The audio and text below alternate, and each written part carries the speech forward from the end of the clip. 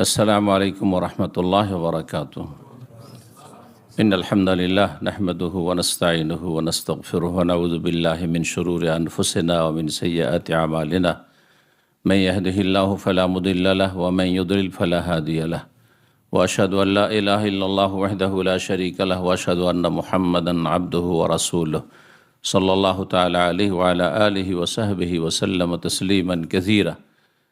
या अय्युहल्लज़ीना आमनुत्तक़ुल्लाह हक़्क़ तुक़ातिहि व ला तमूतुन्ना इल्ला व अंतुम मुस्लिमून। या अय्युहन्नासु इत्तक़ू रब्बकुमुल्लज़ी ख़लक़कुम मिन नफ़्सिन वाहिदा व ख़लक़ मिन्हा ज़ौजहा व बस्स मिन्हुमा रिजालन कसीरा व निसाअ वत्तक़ुल्लाहल्लज़ी तसाअलून बिही वल अर्हाम इन्नल्लाहा काना अलैकुम रक़ीबा।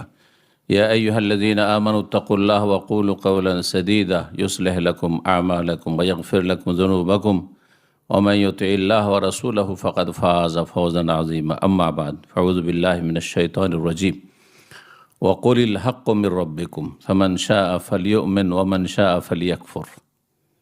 সম্মানিত লুটেনের বাংলা ভাষাভাষী প্রবাসী বা বসবাসকারী দিনী ভাই এবং বোন সকল, আল্লাহ রাব্বুল আলামিনের প্রশংসা এবং অশেষ শুকরিয়া আদায়ের পরে শুকরিয়া আদায় করি এই লুটেন ইসলামিক সেন্টার মসজিদুল গরাবার যারা দায়িত্বশীল ব্যক্তিরা রয়েছেন এবং এই দাওয়ার সাথে যারা জড়িত রয়েছেন এবং আমাদের এই দাওয়ার কাজে আজকের এই প্রোগ্রামে আল্লাহ রাব্বুল আলামিনের অশেষ রহমতে তৌফিকে এবং যেসব ভাইদের সার্বিক সহযোগিতায় এখানে আমরা আপনাদের সামনে এসেছি দু চারটি কথা শোনাবার জন্য। যারা এই সুযোগ সুবিধা করে দিয়েছেন, ব্যবস্থাপনায় রয়েছেন এবং যে কোনোভাবে সহযোগিতা করেছেন, এমনকি যেসব ভাই বোনেরা উপস্থিত হয়েছেন, আপনাদের আন্তরিকতা এবং আপনাদের দীর্ঘ প্রতীক্ষা আর সবর এবং দিনের জ্ঞান অর্জনের জন্য আপনাদের যে এখানে আগমন, এসবের জন্য আপনাদের সকলে শুকরিয়া আদায় করি এবং দোয়া করি আল্লাহ রাব্বুল আলামিন আপনাদেরকে যেন জাযায়ে খায়ের দান করেন। আল্লাহ আপনাদের দিন দুনিয়ার সার্বিক কল্যাণ দান করেন এবং যারাই দিনের কাজে আগ্রহী, দিন জানার ক্ষেত্রে, কারণ জ্ঞান অর্জন করা প্রথম ফরজ, তারপরে আমল করার ক্ষেত্রে, তারপরে তৃতীয় পদক্ষেপ হচ্ছে দিনের কথা প্রচার প্রসারের ক্ষেত্রে, দাওয়ার ক্ষেত্রে। আল্লাহ রাব্বুল সূরা আসরে এই তিনটি কাজ বলার পরে 4 নম্বরে বলছেন ওয়াতাওয়াসাউ বিস-সবর। এই চারটি বৈশিষ্ট্য দিনের জ্ঞান অর্জন করে তার উপর ইয়াকিনের সাথে, দৃঢ় প্রত্যয়ের সাথে, বিশ্বাসের সাথে আমল করবেন। আপনি আমলের পরে আপনি অন্যদেরকে আমলের জন্য আহ্বান করবেন, ওয়াতাওয়াসাউ বিল হক। আর এই পথে আপনি অবিচল থাকবেন, পিছপা হবেন না, ওয়াতাওয়াসাউ বিস-সবর। আল্লাহ রাব্বুল আলামিন যেসব ভাই বোনদেরকে এই বৈশিষ্ট্যগুলি নিজের মধ্যে নিয়ে আসার তৌফিক দিয়েছেন, বলুন আলহামদুলিল্লাহ। আর আমরা সবাই ত্রুটি যুক্ত, কেউ ত্রুটি মুক্ত নয়। ঘাটতি আমাদের আছে, আল্লাহ রাব্বুল আলামিনের কাছে দোয়া করি আল্লাহ আমাদের ঘাটতিগুলি, ত্রুটিগুলি, ভুল ত্রুটি আল্লাহ রাব্বুল আলামিন এবং আমাদের কমতি আল্লাহ সব কিছু যেন ক্ষমা করেন এবং তার রহমত দিয়ে ঢেকে নেন দুনিয়া এবং আখিরাতে। ভালো কাজে থাকার সবসময় তৌফিক দান করেন। এই আজকের প্রোগ্রামের বিষয়বস্তু সম্পর্কে আমাদের প্রিয় ভাই সাঈদ সাহেবের কাছে শুনলেন যে সত্য গ্রহণে বাধা, বিষয়টি অত্যন্ত গুরুত্বপূর্ণ। সত্য কথা যদি এমনিভাবে বলা হয় সত্য, এর বিপরীত হচ্ছে মিথ্যা। আরবিতে সত্যকে বলা হয় হক, সত্য মানে হক, আর হকের বিপরীত হচ্ছে বাতিল। বাতিল মানে মিথ্যা, বাতিল মানে অবাস্তব, তো অবাস্তব মানে তো মিথ্যা। এটা ভদ্র ভাষা। আপনি যা বললেন অবাস্তব কথা বললেন, একটু ভদ্র ভাষা বলা হলো। যদি বলা হয়তো যে মিথ্যা কথা বললেন তো রেগে যাবেন, কিন্তু আপনি অবাস্তব কথা বলছেন, কথা একই কিন্তু। জি, তো বাতিল মানে যেটি বাস্তব না, অবাস্তব কথা। কাযিব মিথ্যা, স্পষ্ট মিথ্যা শব্দ। আর বাতিল মানে সেই অর্থই বহন করে, কিন্তু হকের বিপরীত আল্লাহ রাব্বুল আলামিন কোরআনের বিভিন্ন আয়াতে হক আর বাতিল এই দুটি কথা বলেছে। ওয়া আল হক ওয়া জাহাকাল বাতিল, সত্য সমাগত হয়েছে, সুতরাং বাতিল নিশ্চিহ্ন হবেই হবে। জি, হবে, এতে কোনো সন্দেহ নেই। ইন্নাল বাতিলা কানা জাহুকা, বাতিল অবাস্তব মিথ্যা, মানুষের মন গড়া আর মানবরচিত ধর্ম কর্ম রীতি নীতি, পথ মত, তন্ত্র মন্ত্র, এ সমস্ত হচ্ছে বাতিল। সুতরাং বাতিল কোনো সময় স্থায়ীভাবে থাকার জন্য আসেনি।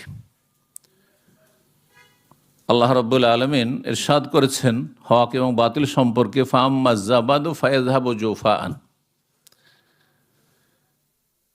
বানবন্যার দেশের মানুষ আপনারা, বানবন্যা সবাই দেখেছেন তাই না? তো বানবন্যা তো ওপরে যে ময়লা আবর্জনা খড়কুটা ভাসমান থাকি বা আপনার পানির ঢেয়ে যে ফেনা তৈরি হয়, সেগুলোও ময়লা আবর্জনা, এগুলো হচ্ছে জাবাদ। এগুলো কোনো অস্তিত্ব থাকে? ফায়াযহাবু জুফাআন, সেটি নিশ্চিহ্ন হয়ে যায়। এই দেখছেন যে পানির ঢেউ, ফেনা দেখছেন, ময়লা আবর্জনা দেখছেন, কিন্তু ঢেউয়ের ধাক্কায় ছিন্ন ভিন্ন হয়ে চারিদিকে কোথায় নিশ্চিহ্ন হয়ে গেল। ঠিক বাতিলটা ওই রকম। ও আম্মা মায়ান ফাউন নাস, আর যেটি মানুষের জন্য উপকারী, আর উপকারী হচ্ছে হক, উপকারী হচ্ছে সত্য। জি, আল্লাহ বলছেন ও আম্মা মায়ান ফাউন নাস ফায়াম কোসফিল আরদ, যা মানুষের জন্য উপকারী সেটি হচ্ছে হক। অন্য আয়াতে আল্লাহ হক বলেছেন, তা আল্লাহর জমিনে বহাল থাকবে, বজায় থাকবে, স্থায়ী হবে। যতই দেখেন যে বাতিল মাথা উঠিয়েছে, সে বাতিল বাইরের বাতিল হোক অথবা আমাদের ঘরের বাতিল হোক, আশা করি আমার ভাষাগুলি বুঝছেন। বাইরের বাতিল ইসলাম ছাড়া যেগুলি রয়েছে, যে কোনো আকারে রয়েছে, যে কোনো রূপে রয়েছে, এগুলো হচ্ছে বাইরের। আর ঘরের ইসলামের নামে যে সব শিরক বিদাতের ধর্মকর্ম রয়েছে, এগুলো হচ্ছে বাতিল। ওয়াম্মা মায়ান ফাওয়ান নাস, যা মানুষের জন্য উপকারী সেটি হচ্ছে হক, সত্য। ফায়াম কসুফের, সেটাই টিকে থাকবে, লাস্টিং করবে। আর যা বাতিল, মিথ্যে, অবাস্তব, মানুষের তৈরি করা খেয়াল খুশি, বিভিন্ন কারণে সেগুলি বিভিন্ন যুগে ধর্ম হিসাবে প্রচলিত হয়েছে। প্রচলিত ধর্ম কিন্তু প্রকৃত ধর্ম নয়, প্রচলিত দিন কিন্তু প্রকৃত আল্লাহর দিন নয়, ওহীভিত্তিক নয়। সেগুলি হচ্ছে বন্যার ভাসমান ময়লা আবর্জনার মতো, ওইসব ফেনার মতো। আল্লাহ যেন বুঝার তৌফিক দান করেন।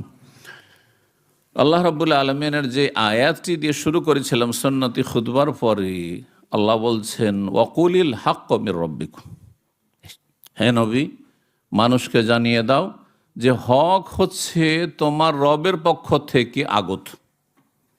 হক সত্য কোত্থেকে এসছে? আল্লাহর পক্ষ থেকে এসছে, যিনি পালনকর্তা প্রতিপালক, তাঁর পক্ষ থেকে। অকলিল হাক্ক মির রব্বিকুম, হক আল্লাহর পক্ষ থেকে প্রতিটি যুগে এসেছে। যখন থেকে আল্লাহ মানুষ পাঠিয়েছেন, তখন মানুষকে আল্লাহ দিক নির্দেশনা দেওয়ার জন্য, গাইড করার জন্য, হেদায়েতের জন্য, রাস্তা দেখানোর জন্য, যাতে যে কোনো জায়গায় বিব্রত না হয়ে যায়। এইদিকে যাব না ওইদিকে যাব, এটা শুনবো না ওইটা শুনবো, এটা করব না ওইটা করব। আম্বিয়া রসুলগণকে আল্লাহ প্রতিটি যুগে প্রেরণ করেছেন আসমানি ওহী দিয়ে, যেটি হচ্ছে চিরসত্য, যেটি হচ্ছে হক। অকলিল হাক্ক মির রব্বিকুম, হক তোমাদের রবের পক্ষ থেকে আসে। ফামান শাআ ফালিউমিন, সুতরাং যে চাইবে সে বিশ্বাস করুক। বিশ্বাস অবিশ্বাসের স্বাধীনতা, এখতিয়ার আল্লাহ দিয়েছেন, জবরদস্তি আল্লাহ করেননি। আপনাদের যেমন এখানে বসে থাকার পুরোপুরি স্বাধীনতা আছে, সামান্য একটু আপনাকে আটকে রাখেন, যে বাঁধা আছেন, উঠতে পারছেন না, নড়তে পারছেন না, বা এখান থেকে বাইরে যেতে পারবেন না, এমন কিছু নেই। স্বাধীনভাবে আপনি এখানে এসেছেন, বসেছেন। আর যারা পাপে ডুবে আছে তারাও সেখানে স্বাধীনভাবে গিয়েছে। তারা যদি চাইতো যে তাদের ভালো যে দিকটি রয়েছে সেটির প্রয়োগ করবে, সেখান থেকে উঠে ভালো জায়গায় চলে আসতে পারত, আল্লাহর ঘরে মসজিদে বাইতুল্লাহ চলে আসতে পারত। ফামান শাহ ফালিয়মান, সুতরাং যে চাইবে সে বিশ্বাস করুক, মেনে নিক। অমান শাহ ফালিয়াকফুর, আর যে চাইবে সে অস্বীকার করুক, অমান্য করুক। ইন্না আতাদনা লিযালিমিনা নারা, আমি জালেমদের জন্য জাহান্নামের আগুন প্রস্তুত রেখেছি। জালেম কারা তাহলে? যারা বাতিলের সাথ দেবে, হকের সাথ দেবে না। হক এসছে রবের পক্ষ থেকে। এখানে একটি কথা বলি, আর তারপরে আমরা সত্য গ্রহণের যে বাধাগুলি রয়েছে 10টি পয়েন্ট আপনাদের সামনে সংক্ষেপে আজকে পেশ করব। 10টি গুরুত্বপূর্ণ বাধা রয়েছে, যেই বাধাগুলির কারণে মানুষ হক থেকে সরে যায় অথবা হককে সাদরে গ্রহণ করতে চায় না, অথচ হক দলিল প্রমাণ রয়েছে, চোখে আঙ্গুল দিয়ে দেখিয়ে দেওয়া হচ্ছে। কোরআনে কারীমের আয়াত রয়েছে, রাসূলুল্লাহ সাল্লাল্লাহু আলাইহি ওয়াসাল্লামের এই হাদিসে রয়েছে, এবং সাহাবায়ে কেরামদের আমল এই রকম ছিল, তাবেঈনদের আমল এই রকম ছিল। আপনি যেসব ইমাম আইম্মায়ে কেরামদের দোহাই দিচ্ছেন, তারা এইসব আমলগুলি আপনাদের যে প্রচলিত ধর্ম এগুলি করেননি, তারপরও মানতে চান না, তারপরও মানতে চান না। তো এই ক্ষেত্রে একটি কথা বলে দিই আর তারপরে এগিয়ে যাচ্ছি ইনশাআল্লাহ। সেটি হচ্ছে, হক মানে কি বললাম? সত্য, ঠিক না? আচ্ছা, সত্য হিসাবে এই শব্দটি যে কোনো ভাষায় নেন, আপনি বাংলায় নেন, ইংরেজিতে নেন, আরবিতে নেন, যে কোনো মানুষকে, মুসলিম হোক আর অমুসলিম হোক, সৎ হোক আর অসৎ হোক, যদি আপনি জিজ্ঞেস করেন যে আপনি সত্যকে ভালোবাসেন না মিথ্যাকে ভালোবাসেন, যে কোনো একটা প্রশ্ন ছুড়ে দেন আপনি যে কোনো ব্যক্তিকে, সত্য আপনি পছন্দ করেন না মিথ্যা পছন্দ করেন, এমন কোনো মানুষ আছে আদম সন্তান যে বলে আমি মিথ্যাকে ভালোবাসি, হ্যাঁ আমি মিথ্যুক হতে চাই, আমি মিথ্যুকদেরকে ভালোবাসি, হ্যাঁ আমি মিথ্যুকদের সঙ্গী হতে চাই? কেউ বলবে না। তাহলে একটা কমন যে আপনার জিজ্ঞাসা, এই জিজ্ঞাসার উত্তর এটি হচ্ছে দীনুল ফিতরা, এটি হচ্ছে প্রাকৃতিক দিন। দিনে ইসলাম হচ্ছে দীনুল ফিতরা, প্রাকৃতিক দিন। যে কোনো মানুষ যখন পয়দা হয়, নবী সাল্লাল্লাহু আলাইহি ওয়াসাল্লাম ইরশাদ করেছেন, কুল্লু মাউলুদিন ইউলাদু আলাল ফিতরা, প্রতিটি শিশু ভূমিষ্ঠ হয় এই ফিতরাতের ওপর। তার প্রকৃতি হচ্ছে তার রবের সাথে সম্পৃক্ত হওয়া, তার প্রকৃতি হচ্ছে এক আল্লাহর সাথে তার সম্পর্ক থাকা, তার পরিচিতি এবং তার সাথে জুড়ে থাকা। এটি হচ্ছে দীনুল ফিতরা, দিন ইসলাম। যদি এই ফিতরাত, এই প্রকৃতি পারিপার্শ্বিক বিভিন্ন কারণে বা অবস্থায় বিকৃত না হয়ে যায়, তাহলে কখনো সে বিভ্রান্ত হবে না। এই জন্য রাসূলুল্লাহ সাল্লাল্লাহু আলাইহি ওয়াসাল্লাম ইরশাদ করছেন যে ফাআবাওয়াহু ইউহাউওয়িদানিহি আও ইউনাসসিরানিহি আও ইউমাজ্জিসানিহি, প্রতিটি শিশু যখন জন্মায়, সে মুসলিমের ঘরে জন্মাক, খ্রিস্টার ঘরে জন্মাক, আর সে হিন্দুর ঘরে জন্মাক, আর নাস্তিকের ঘরে জন্মাক, আর সৎ ব্যক্তির ঘরে জন্মাক, আর অসৎ ব্যক্তির ঘরে জন্মাক, হ্যাঁ হালাল ফিতরা, দ্বীনে ফিতরা, ইসলামের উপর তার জন্ম হয়। আল্লাহ এইভাবে সৃষ্টি করেন, তার প্রকৃতিতে কোনো বক্রতা ছিল না। ফাআবাওয়াহু ইউহাউওয়িদানিহি, তারপরে তার মাতা পিতা যদি ইহুদি হয়, ইউহাউওয়িদানি, ইহুদি বানিয়ে দেয়। ধীরে ধীরে যখন বড় হইল, কাদার মতো হয়েছিল, আর কাদাকে যখন আপনি রোদে রেখে দিবেন, শুকিয়ে দেবেন আপনি, তখন শুকিয়ে যাওয়ার পর আর তখন তাকে আর সোজা করতে পারবেন না। কিন্তু কাদা যখন ছিল ফিতরাতের ওপর, সেটাকে তার বাবা ইহুদি ছিল, হ্যাঁ ইহুদির মতো করে গড়েছে।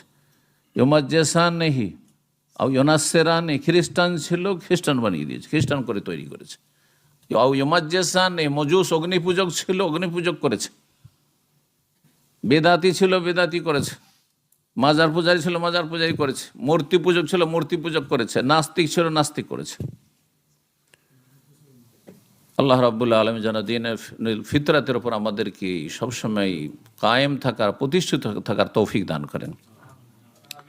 তো হক রবের পক্ষ থেকে, বললাম যে সত্য কথা সবাই গ্রহণ করতে চায়, কিন্তু সত্যের পথ ধরতে চায় না, বা বিভিন্ন জায়গায় গিয়ে বাধাগ্রস্ত হয়ে যায়। বিভিন্ন জায়গায় গিয়ে বাধাগ্রস্ত হয়েছে। এ বাধাগুলি কি? সত্য গ্রহণে বাধা কি?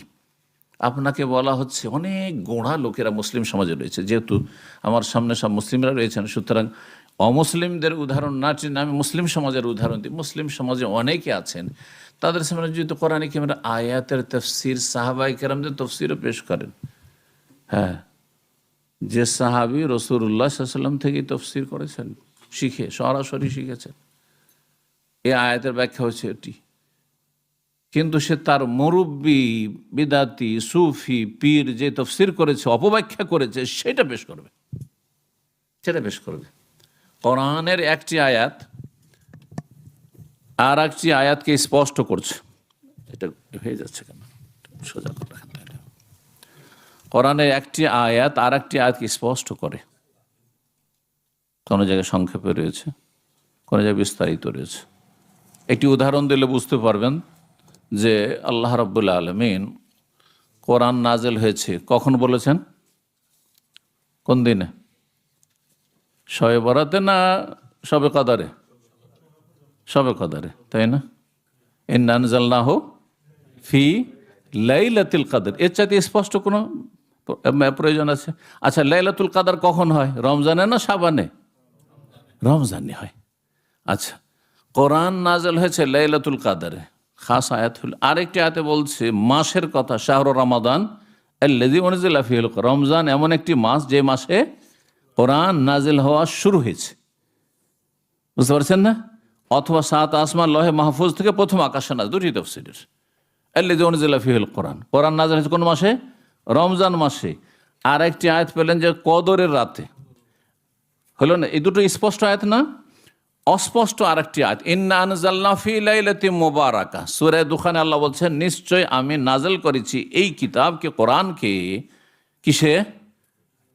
বরকতপূর্ণ রাতে, মোবারক রাতে। এখন এই মোবারক রাতের তাফসীর আপনি কোরআনের দুটো আয়াত যে স্পষ্ট, হ্যাঁ, কদর রাতে নাজেল করেছি আর রমজানে নাজেল করেছি, সেই দিয়ে তাফসীর করবেন, যেটা একজন সাধারণ ছোট বাচ্চাও বুঝতে পারবে, সাধারণ মানুষও, অশিক্ষিত নিরক্ষর ব্যক্তিও বুঝতে পারবে। যেখানে কোরআনে আল্লাহ বলছেন লাইলাতুল কদরে, তারপর আল্লাহ বলছে শাহরু রমাদান, রমজান মাসে, তাহলে ইন্না আনজালনা ফি লাইলাতিন মুবারাকা, বরকতের রাতে নাজেল করেছি, মানে কদর রাতে নাজেল করেছি। কিন্তু এই আয়াতের তাফসীর, বেদাতি তাফসীর হচ্ছে কি, যে শবে বরাত, লাইলাতুল মুবারাকা হচ্ছে শবে বরাত। বড় বড় বড় বড় বেদাতি হুজুর আর বক্তা, বাংলা ভাষাভাষী, এই বক্তব্য স্পষ্ট কোরআন বিরোধী দিয়ে যাচ্ছে। আর তাদের অনুসারীদের, তাদের ভক্তদের সংখ্যা সবচেয়ে বেশি। এখান থেকে চিন্তা করুন যে জান্নাতীর সংখ্যা বেশি না জাহান্নামীর সংখ্যা বেশি?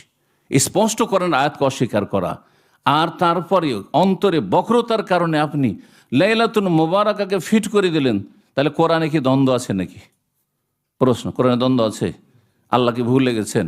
আরে আমরা হইতে পারি এখানে একরকম লেকচার দিয়ে কিছুদিন পর আর একটা লেকচার দিতে গিয়ে এখানে যে কথা বলেছি, যে মাসলা উত্তর, ফতোয়ার উত্তর দিয়েছি, ভুলে গিয়ে এর উল্টো একটা উত্তর দিয়েছি। এটা আমাদের পক্ষ থেকে স্বাভাবিক, হতে পারে, পারে না? পারে না, কারণ মানুষ ভুলে যায়। আদম আলাইহিস সালাম, প্রথম পিতা আদম আলাইহিস সালাম, তিনি ভুলেছেন। ফানাসি, আল্লাহ বলছে তিনি ভুলে গেছিলেন, তিনি ভুলে গেছেন। কিন্তু আল্লাহ কোরআনে কারিমে তার জাত সম্পর্কে, তার সত্তা সম্পর্কে, ওমা কানা রব্বুকা নাসিয়া, তোমার রব কখনো ভুলেন না, তোমার রব কখনো ভুলেন না। যে ভুলে তার কথায় সংঘর্ষ থাকতে পারে, সাংঘর্ষিক হতে পারে। যিনি ভুলেন না তার কথা সাংঘর্ষিক হতে পারে। তাহলে সংঘর্ষ কোথায় আছে? আপনার অন্তরে বক্রতা আছে, আপনার অন্তরে সংঘর্ষ আছে, হ্যাঁ, আপনার সত্য গ্রহণে বাধা আছে, যার ফলে আপনি স্পষ্ট আয়াতগুলিকে আপনি উপেক্ষা করে, ইগনোর করে, ছেড়ে দিয়ে আপনি লাইলাতুল মুবারাক, লাইলাতুল মুবারাক, আচ্ছা যদি ধরেই নেন, আর একটি কথা বলে দিই এখানে যুক্তির খাতিরে, যে বরকতের রাত ধরে রমজান মাসের লাইলাতুল কদর, এতে কোন সন্দেহ আছে? পুরো রমজানই হচ্ছে শাহরুল মুবারক, ঠিক কিনা? তাহলে পুরো রমজান মাস হচ্ছে মোবারক, আর তার শেষ দশক আরও বেশি মোবারক, আর শেষ দশকের লাইলাতুল কদর আরও বেশি লাইলাতুল মুবারাকা, ঠিক কিনা? এতে তো কোনো ইখতিলাফ নেই, দ্বিমত আছে? এটা বরকতপূর্ণ। শাবানের 15 তারিখ যদি শবে বরাত, সেটা যদি বরকতের হয়, আর আপনাকে বলি দুটোই বরকতের, কোনটা বেশি বরকতের? আপনাদের এমন কেউ আছে কি বলবে রমজানের লাইলাতুল কাদার চাইতে বেশি বরকতের হচ্ছে শবে কদর? বলবেন কেউ? এটা জাহেলও বলবেন না। তাহলে চিন্তা করুন, লাইলাতুল মুবারাকার তফসির আপনি অন্তরের বক্রতার কারণে সত্যকে আপনি উপেক্ষা করে আপনি কোন দিকে নিয়ে যাচ্ছেন, আর জাতিকে জাহান্নামের রাস্তা কেন দেখাচ্ছেন? বুঝতে পারছেন? আল্লাহ যেন বুঝার তৌফিক দান করেন। এখন কথা না বাড়িয়ে সত্য গ্রহণের বাধাগুলি কেন সত্য গ্রহণ করছেন না? মুসলিম সমাজের অধিকাংশই সেই 72 দলের মধ্যে কেন 73 নম্বর যেটি রয়েছে জামাত, যেটি সেই জামাতে কেন আসতে পারছেন না? আল্লাহ জামাতের দিকে আহ্বান করেছেন, আর ফেরাক বিভক্তি থেকে আল্লাহ বহু জায়গায় সতর্ক সাবধান করেছেন। জানা আছে না? নেই? ঠিক কিনা? জামাত আর ফিরকায় পার্থক্য আমি মানুষকে বুঝাই যে বাপ মা, আমাদের দেশে পারিবারিক একটা কাঠামো আছে, জয়েন্ট ফ্যামিলি আছে না? নেই? বাপ মায়ের সাথে 5টা ছেলে আছে, 4 ছেলে বা 2 ছেলে ধরেন বাবা মায়ের সাথে আছে যৌথ ফ্যামিলিতে, আর 2টো ছেলে 3টে ছেলে তারা আলাদা হয়ে গেছে, না আমি বাবা মায়ের সাথে থাকবো না, আমাদের অ্যাডজাস্ট হচ্ছে না, বিভিন্ন সমস্যার কারণে আমরা বিবাহ শাদী করছি, আলাদা হয়ে যাব। তাহলে বিচ্ছিন্নতা কার মধ্যে আছে? যে বাবা মায়ের সাথে আছে তাদের মধ্যে বিচ্ছিন্নতা আছে, না বিচ্ছিন্নতা ওদের মধ্যে যারা বাইরে চলে গেছে? যারা বাইরে চলে গেছে, ঠিক কিনা? তো রাসূলুল্লাহ সাল্লাল্লাহু আলাইহি ওয়াসাল্লামের জামানার যে ইসলাম ছিল, সাহাবায়ে কেরামদের জামানার যে ইসলাম ছিল, তাবেঈনদের জামানার যে ইসলাম ছিল, তাবেঈন খায়রুল করুন স্বর্ণযুগে যে ইসলাম ছিল, সেই ইসলামের সাথে যারা রয়েছে তারা আসল জায়গায় রয়েছে কিনা? তাহলে তাদেরকে জামাত বলবো। যেমন বাবা মায়ের সাথে যেই 2-3টে ছেলে আছে ওরা দলবদ্ধ হয়ে আছে, ঠিক তেমনি রাসূলুল্লাহ সাল্লাল্লাহু আলাইহি ওয়াসাল্লামের ছেড়ে যাও ইসলামের সাথে যারা আছে, সেই যুগে ছিল না মাজার, সেই যুগে ছিল না এই পীর মুরিদি, সেই যুগে ছিল না সুফিইজম, সেই যুগে ছিল না এই মিলাদ কিয়াম, সেই যুগে ছিল না শবে বরাত, সেই যুগে ছিল না এইসব সম্মিলিত মোনাজাত, যত বেদাত রয়েছে। সেই যুগে এই মরার নামে কবর পাকা করা, আর তারপরে চাদর চড়ানো, আর তারপরে এই মরার নামে ভোজ ভাজ করা, এগুলো ছিল? যদি ছিল তো প্রমাণ করিয়ে দেন। বুঝতে পারছেন তো? তাহলে যারা 1400 বছর আগে যে ইসলাম রাসূলুল্লাহ সাল্লাল্লাহু আলাইহি ওয়াসাল্লাম ছেড়ে গেছেন, সেটা খাঁটি ইসলাম নয়? সেটা খাঁটি ইসলাম না? না আজকেরটা খাঁটি ইসলাম? আজকাল মার্কেটে খাবারে যেমন ভেজাল, ওষুধেও ভেজাল, তেমনি ধর্মেও ভেজাল, ঠিক না? কিন্তু নবী সাল্লাল্লাহু আলাইহি ওয়াসাল্লাম সাহাবায়ে খোলাফা রাশেদের জামানায় দিনে ভেজাল ছিল? ভেজাল ছিল না। যত সময় গড়ে যাচ্ছে তত ভেজাল বৃদ্ধি পাচ্ছে। এখন যারা এখান থেকে বেরিয়ে চলে গেছে, কেউ মাজার ব্যবসা শুরু করেছে, কেউ পীর মুরিদের ব্যবসা শুরু করেছে, কেউ বিভিন্ন বিভিন্ন বেদাত শুরু করেছে, কেউ কোরআন বগলে করে করে মানুষের বাড়ি গিয়ে বক্সে বাড়াচ্ছে, বিভিন্ন কাজ যারা করে বাড়াচ্ছে, এরা কি জামাতের সাথে আছে না এরা বিচ্ছিন্ন? বিচ্ছিন্ন, যেহেতু নবী সাল্লাল্লাহু আলাইহি ওয়াসাল্লামের ছেড়ে যাওয়া ইসলামের উপর নেই। তাহলে এরা হচ্ছে ফিরকা। এদের নাম কি? যারা আলাদা হয়ে গেছে আসল মূল পয়েন্ট থেকে, তারা হচ্ছে ফিরকা। আর নবী সাল্লাল্লাহু আলাইহি ওয়াসাল্লাম বলেছেন এই উম্মত কত ফিরকায় বিভক্ত হবে? কত দলে বিভক্ত হবে? 73 দলে। 72টি হচ্ছে ফিরকা, যারা বিচ্ছিন্ন হয়ে গেছে মূল পয়েন্ট থেকে, আর একটি হচ্ছে জামাত। এই জন্য নবী সাল্লাল্লাহু আলাইহি ওয়াসাল্লামকে যখন জিজ্ঞাসা করা হয় যে যেই দলটি হচ্ছে ফিরকায়ে নাজিয়া, সেই দলটি কোন দল? মান হিয়া ইয়া রাসূলুল্লাহ? তখন নবী সাল্লাল্লাহু আলাইহি ওয়াসাল্লাম নাম বলেননি, নাম বলেননি যে সেই দলের নাম হচ্ছে দেওবন্দি, সেই দলের নাম হচ্ছে বেরলভি, সেই দলের নাম হচ্ছে ইখওয়ানি, সেই দলের নাম আহলুল হাদিস, এই ধরনের বলেননি। না হলে সবাই ওই লেভেলটা লাগাইত, বুঝছেন না? কি বলেছেন? হোমল জামাত, যারা জামাত হয়ে আছে, মানে আসল মূল পয়েন্টে আছে। জামাত হচ্ছে যারা রাসূলুল্লাহ সাল্লাল্লাহু আলাইহি ওয়াসাল্লামের ছেড়ে যাওয়া দিনের সাথে আছে, খোলাফায়ে রাশেদিনের জামানার দিনের সাথে আছে। এখন আপনাকে এই জামাত খুঁজে নিতে হবে, এই জামাত কোথায় আছে। সেই জামাতের নাম আহলুল হাদিস হোক, সেই জামাতের নাম সালাফি হোক, সেই জামাতের নাম মোহাম্মদী হোক, সেই জামাতের নাম আনসারুস সুন্নাহ হোক, সেই জামাতের নাম কিছু নাই হোক, হ্যাঁ, কিন্তু আপনাকে সেই বৈশিষ্ট্যের অধিকারী হইতে হবে। আশা করি বুঝতে পারছেন। তাহলে মুসলিমদের মাঝে যে হক আর বাতিলের সংমিশ্রণ হয়েছে আর ৭৩ ভাগে বিভক্ত হয়ে ৭৩টাই তো হক না। এখানে আরেকটি কথা বলি, হক একটি হয় না একাধিক হয়? আর বাতিল? হ্যাঁ, আচ্ছা, সঠিক একটা হয়, সঠিক অ্যান্সার একটা হয় না দুটো হয়? একটা হয়। আর ভুল অ্যান্সার মেলা হয়। ১ ১ ২ হয়, অঙ্ক দিয়ে বুঝেন, ১ ১ ২ হয়, এটা হচ্ছে সত্য হক। আর ১ ১ যদি বলেন 0, ১ ১ ৩, ১ ১ ৩, যত হিসাব করবেন আপনি অঙ্ক সবগুলি কি ভুল। এবার বুঝতে পারছেন? তাহলে হক আল হাক্কু লা ইয়াতাআদ্দাদু, হক একাধিক হয় না, হক হচ্ছে একটি। এই হক আপনাকে তলাশ করে নিতে হবে। এর জন্য এলেম শিখা ফরজ। হ্যাঁ, আর আপনাকে বিশুদ্ধ এলেম শিখতে হবে। এলেম মানে শুধু এলেম হইলে হবে না। কোন এলেম হইতে হবে? বিশুদ্ধ। বিশুদ্ধ এলেম কি?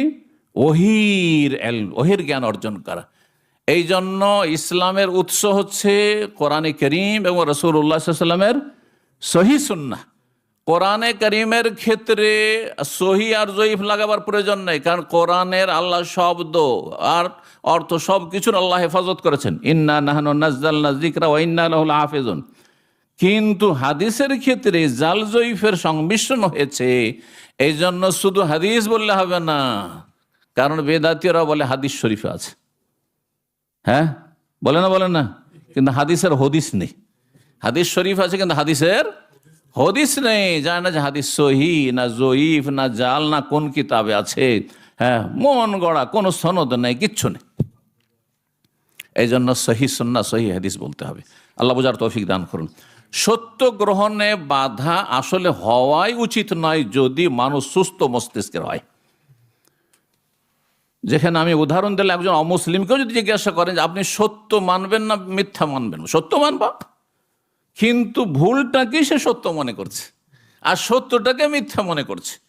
কেন এইরকম পরিস্থিতি তৈরি হয়েছে? এমন কেন যে সত্যকেই মিথ্যা মনে করছে, হককে বাতিল মনে করছে, বাতিলকে হক মনে করছে? বিভিন্ন বাধাগুলি রয়েছে যেগুলি সম্মুখীন হয় অধিকাংশ মানুষরা। আল্লাহ রাব্বুল এই সমস্ত বাধা থেকে আমাদেরকে ঊর্ধ্বে যাওয়ার তৌফিক দান করেন, বাধামুক্ত হওয়ার তৌফিক দান করেন, হকের পথে আল্লাহ রাব্বুল অবিচল থাকার তৌফিক দান করেন।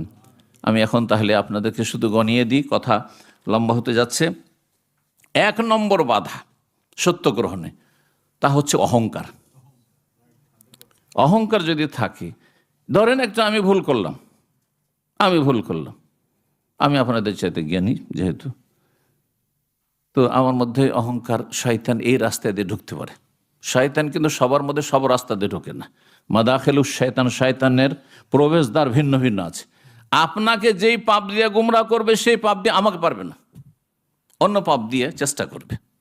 ও জানে যে কাকে কিভাবে ঘায়েল করতে হবে, কাত করতে হবে। এগুলি শয়তানের কাজে লেগে আছে। তো আপনি ধরেন সত্যি আসলে কোরআন সুন্নাহর দলিল ভিত্তিক, এই নয় যে আবেগে আপনি আমার ভুল ধরে বসলেন না, আপনি সত্যি দলিল ভিত্তিক আমি ভুল করেছি বললেন, কিন্তু সেখানে আমার ভিতরে অহংকার কাজ করছে যে আমি সারা জীবন কোরআন হাদিস পড়েছি, আর তুমি কোন মাদ্রাসায় পড়েছো? তুমি তুমি একটা জেনারেল শিক্ষিত লোক, বা তুমি একজন সাধারণ মানুষ, তুমি একজন ট্যাক্সি ড্রাইভার, তুমি আবার ভুল ধরবে কেন? এমনটা কেন হয়? কাজ করছে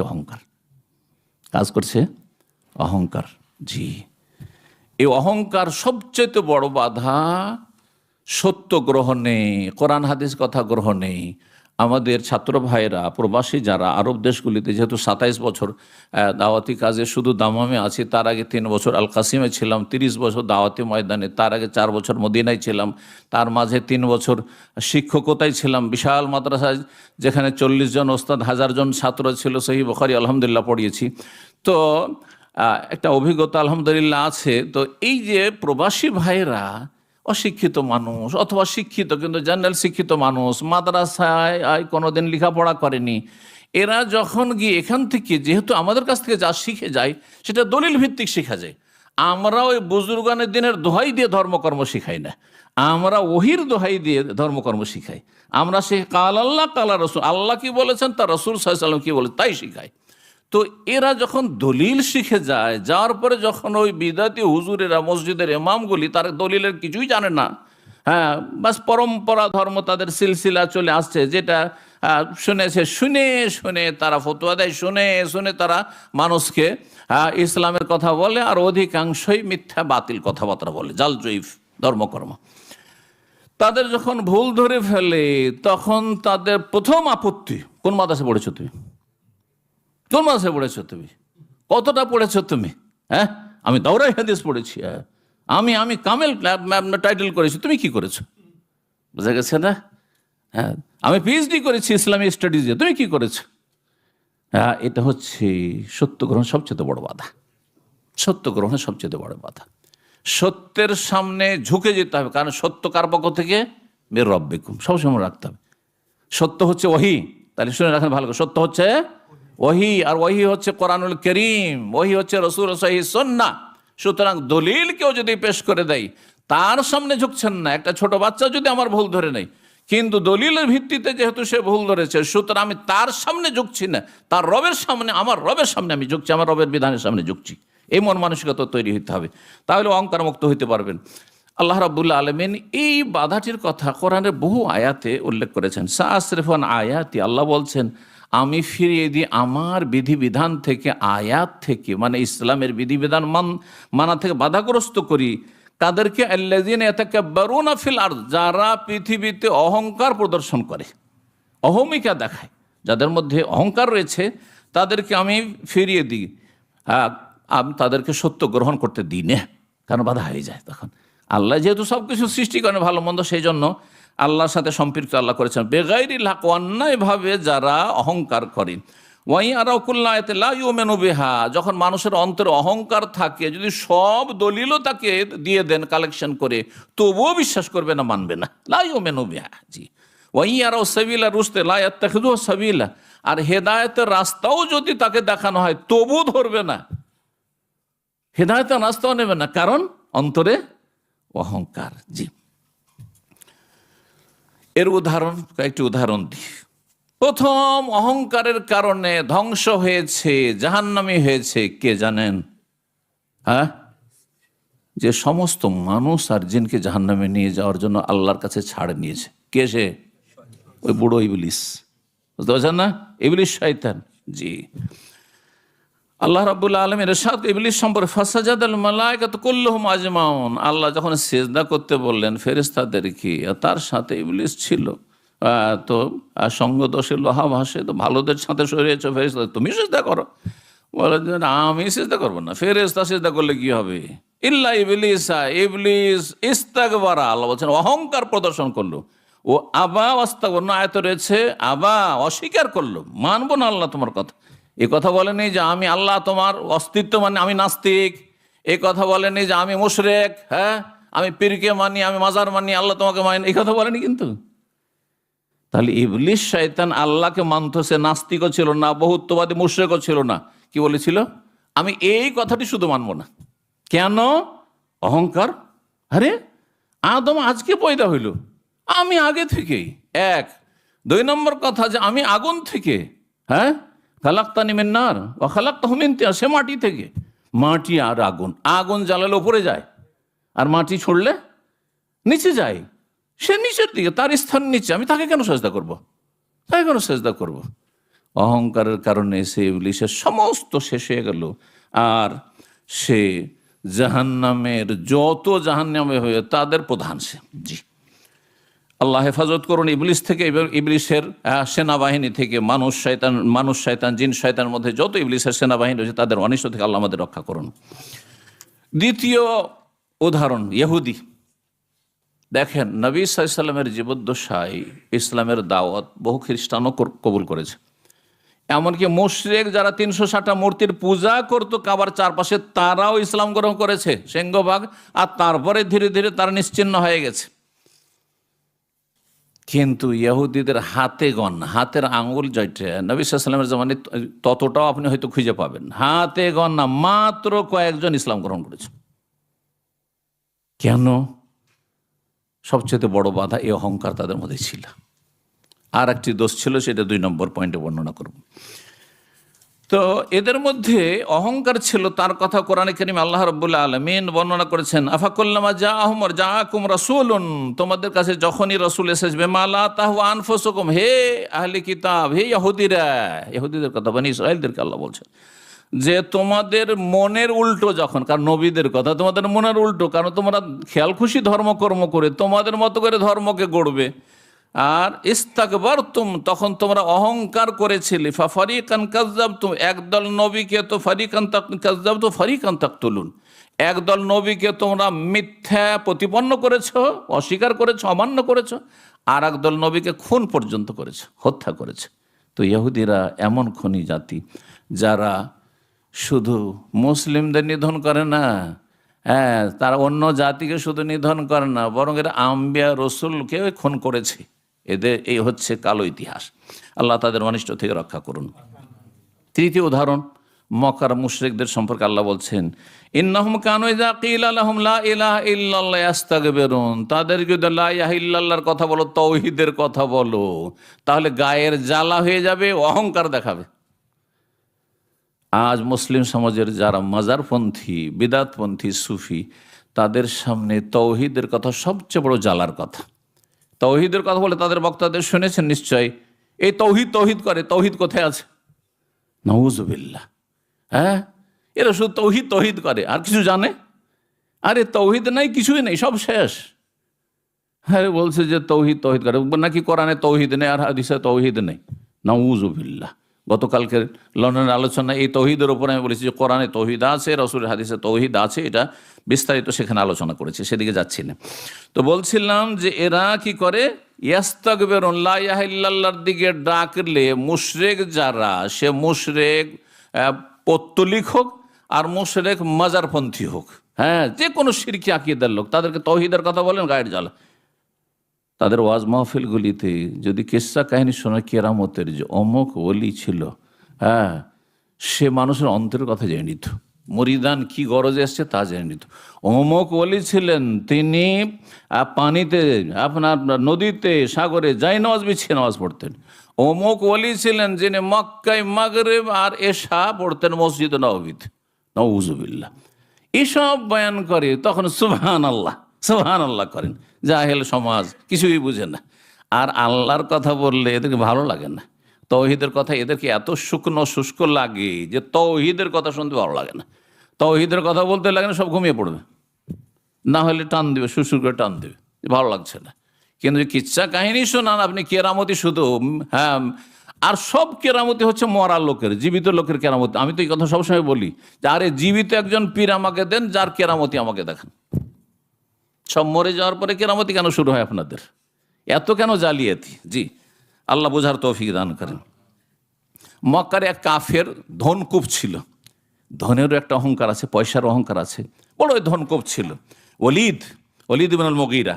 আল্লাহ বলছেন তার সম্পর্কে নবীকে, সুম্মা আদবার ওয়াস্তাকবার, নবী সাল্লাল্লাহু আলাইহি ওয়াসাল্লাম যখন তাকে দাওয়াত দিতে গেলে স্পেশালি একইভাবে দাওয়াত দিয়েছেন যে হতে পারে এই ধনকুপটাকে যদি হেদায়েত করেনি, এর অনুসারী, অনুগামী, এর ভক্ত অনেক আছে, এরা সবাই হেদায়েত হয়ে যাবে, একটা দল পেয়ে যাবে। কিন্তু না, সুম্মা আদবার ওয়াস্তাকবার, সে মুখ ফিরিয়ে নিল, এড়িয়ে গেল এবং অহংকার দেখাইল। জি, ধনের অহংকারে, ধন সম্পদের অহংকারে কারণ ধ্বংস হয়েছে, স্মরণ করিয়ে দিই। আর ক্ষমতার অহংকারে দাপটে ফেরাউন ধ্বংস হয়েছে, ঠিক কিনা? জি, এইরকমই যুগে যুগে যত বেদাতপন্থী ওলামা সমাজ আছে, এরা হেদায়েত হয় না। জনগণ যেইভাবে কোরআন হাদিসের কথা, দলিল কথা বলে এত সহজে হেদায়েত হয়ে যায়, বেদাতে আলেম সমাজ কেন হেদায়েত হয় না? কারণ তাদের প্রভাব, প্রতিপত্তি, মান সম্মান, আর তাদের অহংকার যে এতদিন আমরা লেখাপড়া করেছি, অথচ লেখাপড়া করেছেই ভুল লেখাপড়া। হ্যাঁ, ফাউন্ডেশনটাই ঝামেলা ছিল। বিল্ডিংয়ের ফাউন্ডেশনেই যদি ঝামেলা থাকে, ভিত্তিতে ঝামেলা থাকে, তো সব কিছুতে ভেজাল আর ভেজাল। আল্লাহ হেফাজত, আল্লাহ বুঝার তৌফিক দান করেন। তাদের সম্পর্কেও আল্লাহ কোরআনে কারীমে বলেছেন, যারা বিভিন্ন দলে ফিরকায় বিভ্রান্ত হয়ে রয়েছে। সূরা গাফিরে আল্লাহ বলছেন তাদের সম্পর্কে, ইনফি সুদুরহিম ইল্লা কিবরুন, তাদের অন্তরে অহংকার শুধু ভরা আছে। এই অহংকারের কারণে হেদায়েত হয় না। দ্বিতীয় বাধা, সত্য গ্রহণের দ্বিতীয় বাধা হচ্ছে হিংসা।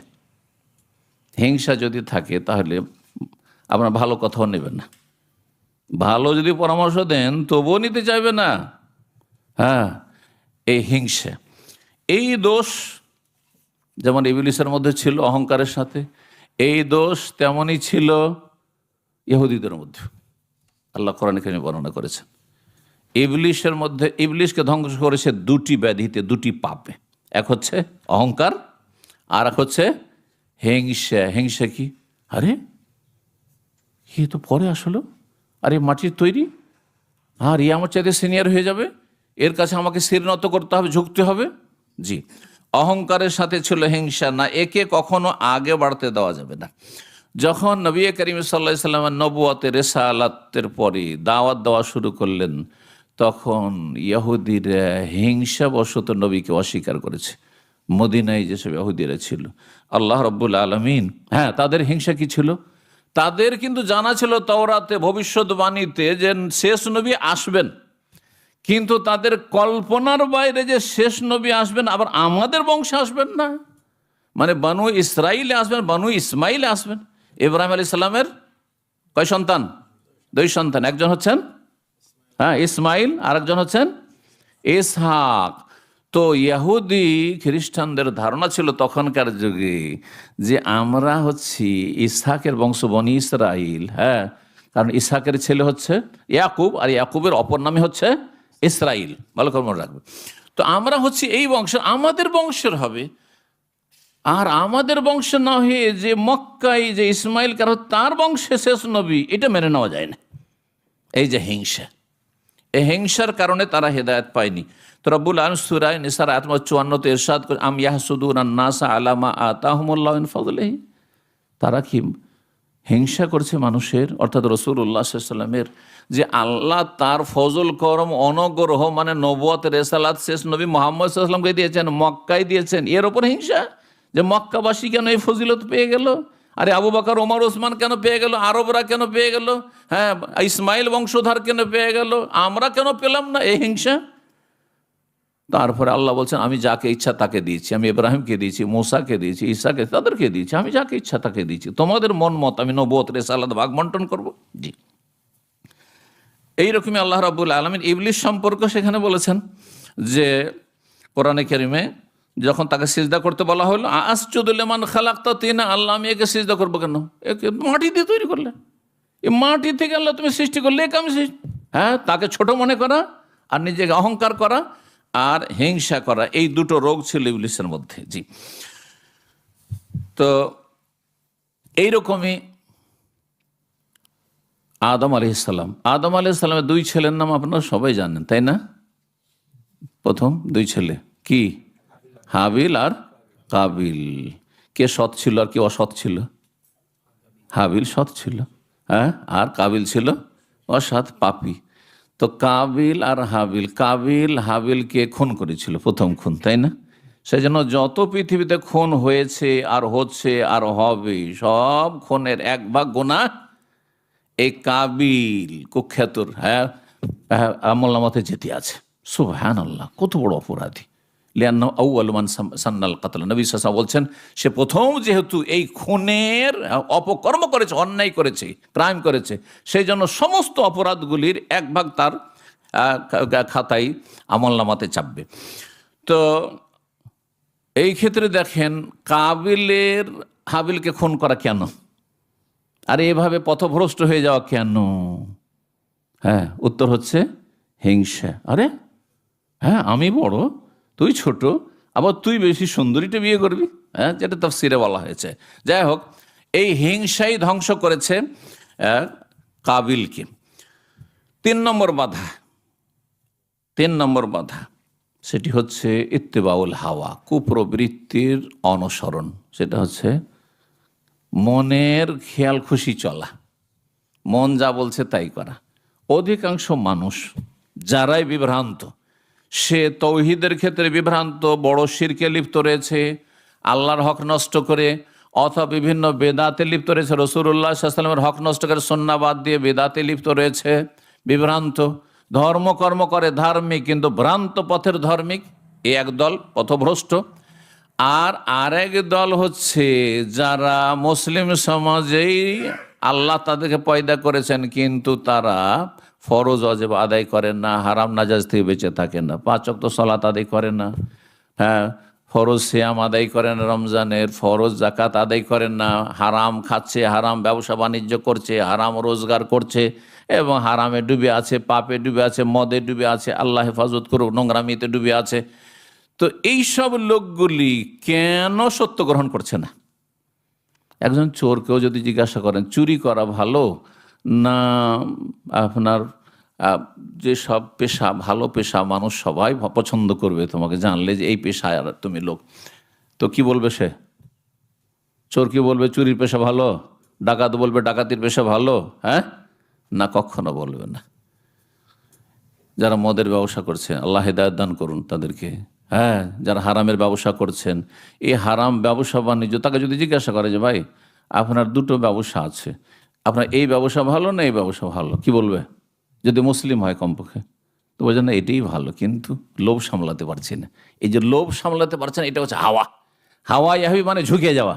মন ঝুঁকছে রাতারাতি বড় লোক হবো, মন ঝুঁকে যাচ্ছে যে আমি এত কষ্ট কেন করব, হ্যাঁ, অল্প কষ্টে অল্প মেহনতে বেশি টাকা পাচ্ছি, হারাম হলে কি হবে? এই যে কুপ্রবৃত্তির অনুসরণের কারণেই আপনি পাপের জীবনযাপন করছেন, হারাম খাচ্ছেন, হারাম উপার্জন করছেন, অথবা আপনি হারামে লিপ্ত রয়েছেন। জি, ইত্তেবাউল হাওয়া, কুপ্রবৃত্তির অনুসরণ। এই হাওয়া কুপ্রবৃত্তির অনুসরণ, খেয়াল খুশি ধর্মকর্ম করার কারণে তখন আপনি আয়াতে কারিমার দিকে আসতে পারছেন না, দলিলের দিকে আসতে পারছেন না। এই আপনি খেয়াল খুশির অনুসরণের কারণে আপনি রাসূলুল্লাহ সাল্লাল্লাহু আলাইহি ওয়াসাল্লামকে কবুল করতে পারছেন না। আরে আমরা এত বড় দল, আর এই 2-1 এসে বলছেন না এটা ঠিক না, ওইটা ঠিক না, নিয়ত পড়া যাবে না, তো জায়নামাজে দোয়া পড়া বেদাত, সম্মিলিত মোনাজাত বেদাত, এইটা বেদাত সেটা বেদাত, আমরা সবাই তাহলে তো এতদিন থেকে বলে আছি। আর তারপরে আমরা কীভাবে মেনে নিতে পারি এদের কথা? তাহলে এদের কাছে আমরা ছোট হয়ে যাব? এই 2-1 কে আসছে যুবক ছেলেরা কিছু বলছে তাদের কাছে। এই যে হাওয়া, মনের পূজা করা, মনের কামনা বাসনা, এই জন্য যারা খেয়াল খুশি জীবন যাপন করবে তাদের সম্পর্কে আল্লাহ রবের কঠোর বাণী উচ্চারণ করেছেন। রব্বুল আলামিন ইরশাদ করেছেন যে তারা মনের পূজারী। আফারাআইতা মান ইত্তাখাযা ইলাহাহু হাওয়া, তুমি কি চেনো ওই সব মানুষদেরকে হে নবী যারা নিজের কুপ্রবৃত্তিকে তাদের মাবুদ বানিয়ে ফেলেছে, পূজা করে, মনের পূজা করে তারা, এরা মনের পূজারী। মনের পূজারী হইলে হবে না, রবের ইবাদত বন্দেগীকারী হইতে হবে এবং রবের বিধানের অনুসারী হইতে হবে, দলিল তলাশ করতে হবে। জি, তো বলছিলাম যে কুপ্রবৃত্তির অনুসরণের কারণে মানুষ হক পথ পায় না। এই মর্মে সূরা কাসাসের আয়াত 50 আল্লাহ ইরশাদ ফাইন লাম ইয়াস্তাজিবু লাকা ফাআলাম আন্নামা ইয়াত্তাবিউনা আহওয়াহুম। আল্লাহ বলছে হে নবী, মক্কার এই কাফেররা অধিকাংশ যে তোমার কথা গ্রহণ করতে চাইছে না, ফাইন লাম ইয়াস্তাজিবু লাকা, তোমার ডাকে যদি সাড়া না দেয়, ইসলাম যদি তারা গ্রহণ না করে, তাহলে ফাআলাম, হে নবী ভালো করে জেনে রাখো, রহস্য হচ্ছে, কারণ হচ্ছে যে আন্নামা ইয়াত্তাবিউনা আহওয়াহুম, তারা তাদের কুপ্রবৃত্তির অনুসরণ করে, তারা মনের পূজারী তারা। জি, একজন যে আল্লাহ ছাড়া অন্যকে সেজদা করছে, আমার একজন ওস্তাদ ছিলেন, খুব সিনিয়র ওস্তাদ, বড় আলেম ছিলেন, আরব শেখ। তিনি একদিন বলছেন কথায় কথায় যে সাপোজ ধৈর্য নেন, বলি না আমরা ধৈর্য নেন, আসলে বিষয়টা আমি মানতে চাই না, কিন্তু ধৈর্য নেন, কিছুক্ষণের জন্য ধৈর্য নেন। এই যে তো ধরে নেন যে আল্লাহ তো দিতে পারেন, অবশ্যই সব কিছু দিতে পারে, সব কিছুর মালিক, কিন্তু তার সাথে ধরেই নেন যে আপনার গৌস কুতুবও দিতে পারে, ধরেই নেন, বাতিল কথা, ঠিক না? তাহলে আপনাকে এখন প্রশ্ন যে এই দুটো কথা সামনে রেখে কে বেশি দিতে পারে? যারা মাজারপন্থী, যারা মনে করে গৌস কুতুব আবদালরা ক্ষমতা রাখে, তারা রোগ ভালো করতে পারে, তারা আপনার সাহায্য করতে পারে, মনস্কামনা পূরণ করতে পারে, কবরে চাদর চড়ালে মনের গরজ পুরা হয়, বা সেখানে গেলে সন্তান পাওয়া যায়, ইত্যাদি ইত্যাদি।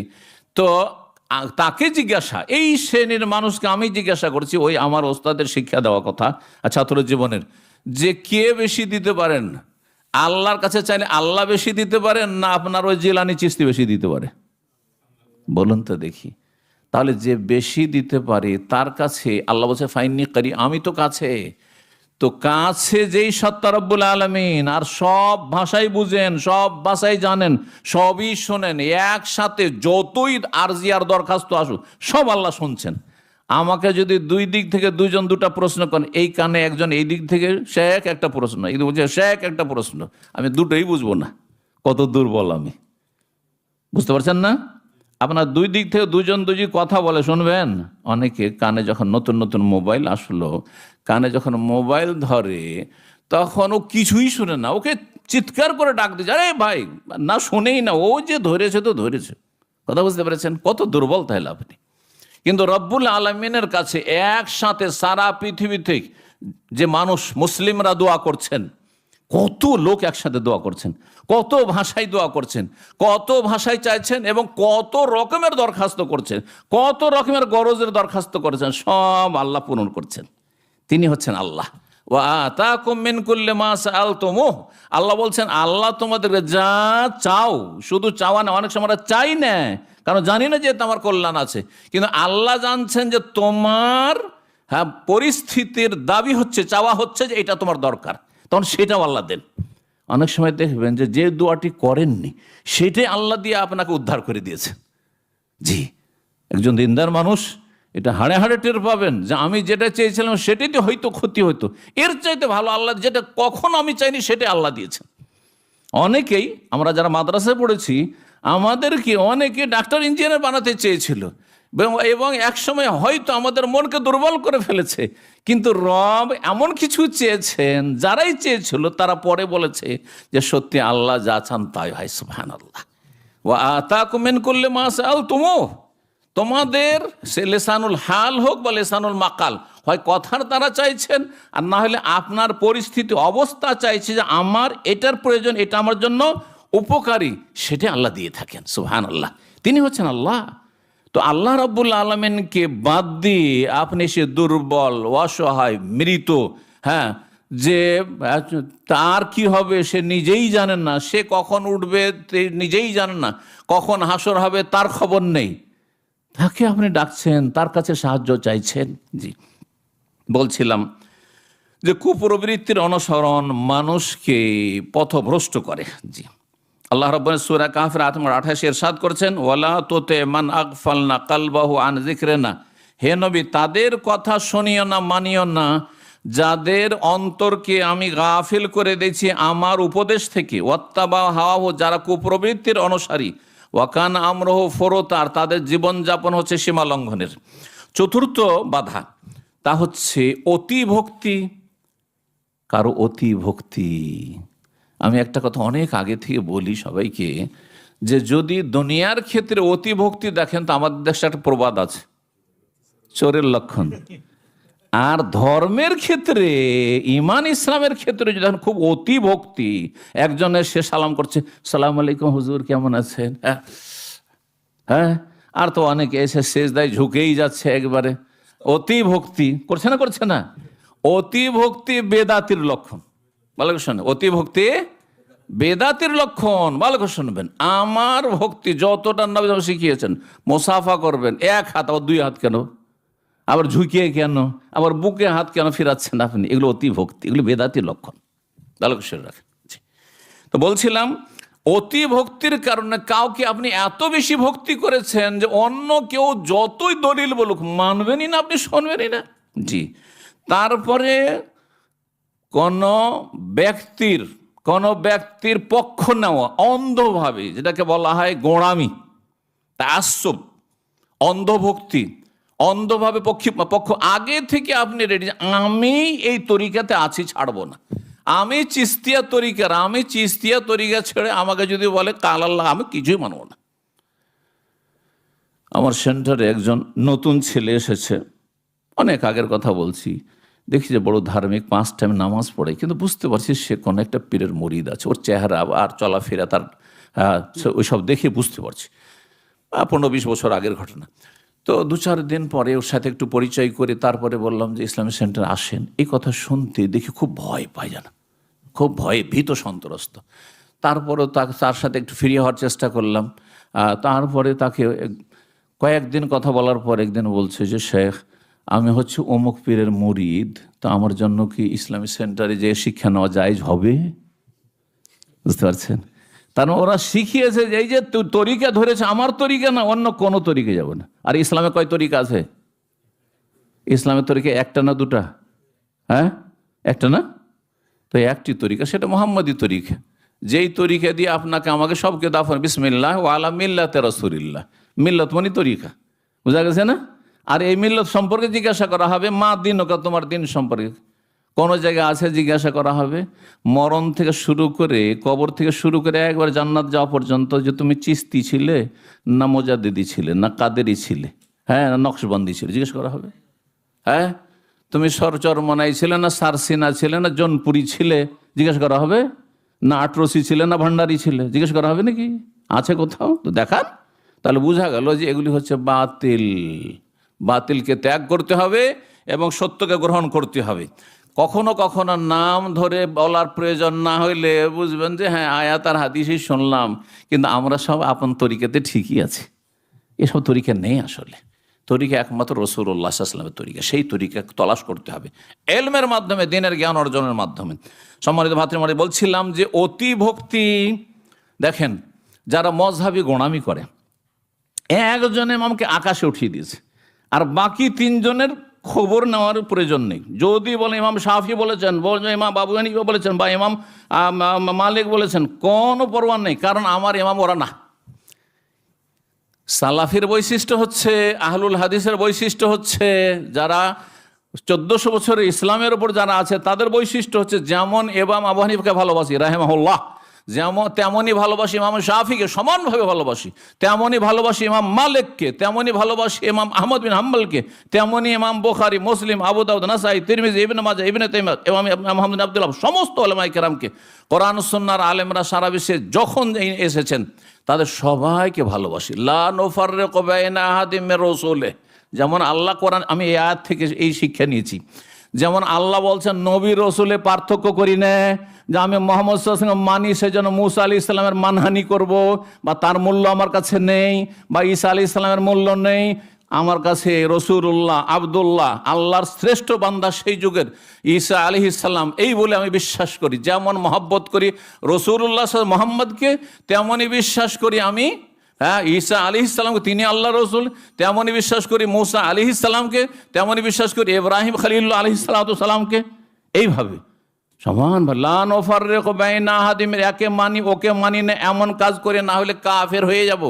ঠিক তেমনই যারা বলবে যে আমি এই ইমামের মোকাল্লেদ, বাকিদের আমি ওই সব চর্চা করা প্রয়োজন মনে করি না, তারা বিভ্রান্ত পথভ্রষ্ট। ভালো করে শুনে রাখেন। জি, আমরা সমস্ত আইম্মায়ে ইসলাম তাদেরকে আমরা সমানভাবে মহব্বত করব। অতি ভক্তি করতে গিয়ে মানুষ হক থেকে বিচ্যুত হয়েছে, বিভ্রান্ত হয়েছে, সত্য গ্রহণে বাধা হয়ে দাঁড়িয়েছে। আল্লাহ রাব্বুল আলামিন কোরআনে কারিমে এর নিন্দা করেছেন। অন্ধভক্তি, গোঁড়ামি আর অতিভক্তি, এগুলির নিন্দা করে আল্লাহ রাব্বুল আলামিন বিভিন্ন আয়াত নাযিল করেছেন। মক্কার কাফেরদেরকে যখন বলা হতো ওয়াইযা কিলা লাহুম তাআলাউ ইলা মা আনজালাল্লাহ, এসো আল্লাহর বিধান, ওহী যে আল্লাহ নাযিল সেগুলি মেনে নাও, আল্লাহর কথা মেনে নাও। ওয়াইলার রসুল, এবং রসুল্লাহ সাল্লাল্লাহু আলাইহি সাল্লামের দিকে আসো, তার কাছ থেকে শিখো, সরাসরি শিখো। কালু, তখন মক্কার কাফের মুশরিকরা বলতো হাসবুনা মা ওয়াজাদনা আলাইহি আবাউনা, মা ওয়াজাদনা আলাইহি আবাআনা, আমাদের জন্য যথেষ্ট যার ওপর আমাদের পূর্বপুরুষ বাপদাদাকে পেয়েছি। বাপদাদা এতদিন ধরে আমাদের ওলামায়ে কেরামরা বুঝতো না, এতদিন ধরে আমাদের বড়রা বুঝতো না, আমার বাপদাদা কি মূর্খ ছিল, বাপদাদার কি তাহলে জাহান্নামী হয়েছে? না না, ওইটা মেনে নিতে পারি না। সুতরাং তারা যেই পথের সেই পথেই থাকবো, বুঝাবুঝি নেই। এটি হচ্ছে তাআসসুব, অন্ধভক্তি এবং গোঁড়ামি আর অতিভক্তি। আল্লাহ রাব্বুল আলামিন এসব অনিষ্ট থেকে হেফাজত করুন। জি,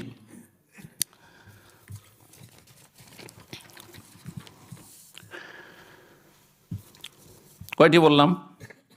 4টি শুধু বলা হয়েছে, সময় চলে যাচ্ছে, সুতরাং সংক্ষেপ করার চেষ্টা করি। আল্লাহ সূরা আহজাবে ইরশাদ করছেন, অতি ভক্তির কারণে একজনকে এত বেশি ভক্তি করেছেন যেই ভক্তি নিন্দনীয়, পছন্দনীয় নয়, আর আরেকজনের মানহানি হচ্ছে এই সম্পর্কে কঠিন শাস্তির সম্মুখীন হতে হবে। রবের সাদ করছে, রব্বানা ইন্না আতানা সাদাতানা ওয়া কুবরানা ফাদাল্লুনা সাবিলা।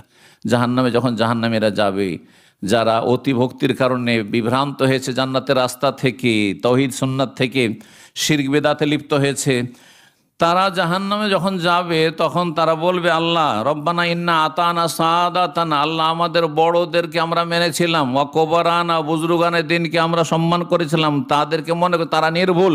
হ্যাঁ, তারা আমাদেরকে বলেছিল মাজারে গেলে আল্লাহর ওলির কাছে পাওয়া যায়, তারা পীরের মুরিদ হলে তারা একা যাবে না, জান্নাতে নিয়ে যাবে। এইসব কথা আমরা মেনেছিলাম। ফাদাল্লুনা সাবিলা, কিন্তু তারা তো আমাদেরকে জান্নাতের রাস্তা থেকে বিভ্রান্ত গোমরাহ করেছে। রব্বানা, সুতরাং আল্লাহ আমাদেরকে তো জাহান্নামে থাকতেই হচ্ছে, উপায় তো নেই, কিন্তু যারা আমাদেরকে পথভ্রষ্ট করেছে, বেদাতি মোল্লা, এই পথভ্রষ্টরা, এই ভণ্ড পীরেরা, রব্বানা আতিহিম দিফাইন মিনাল আযাব, এদেরকে আল্লাহ দ্বিগুণ আযাব দাও, ডবল শাস্তি দাও আল্লাহ রাব্বুল আলামিন।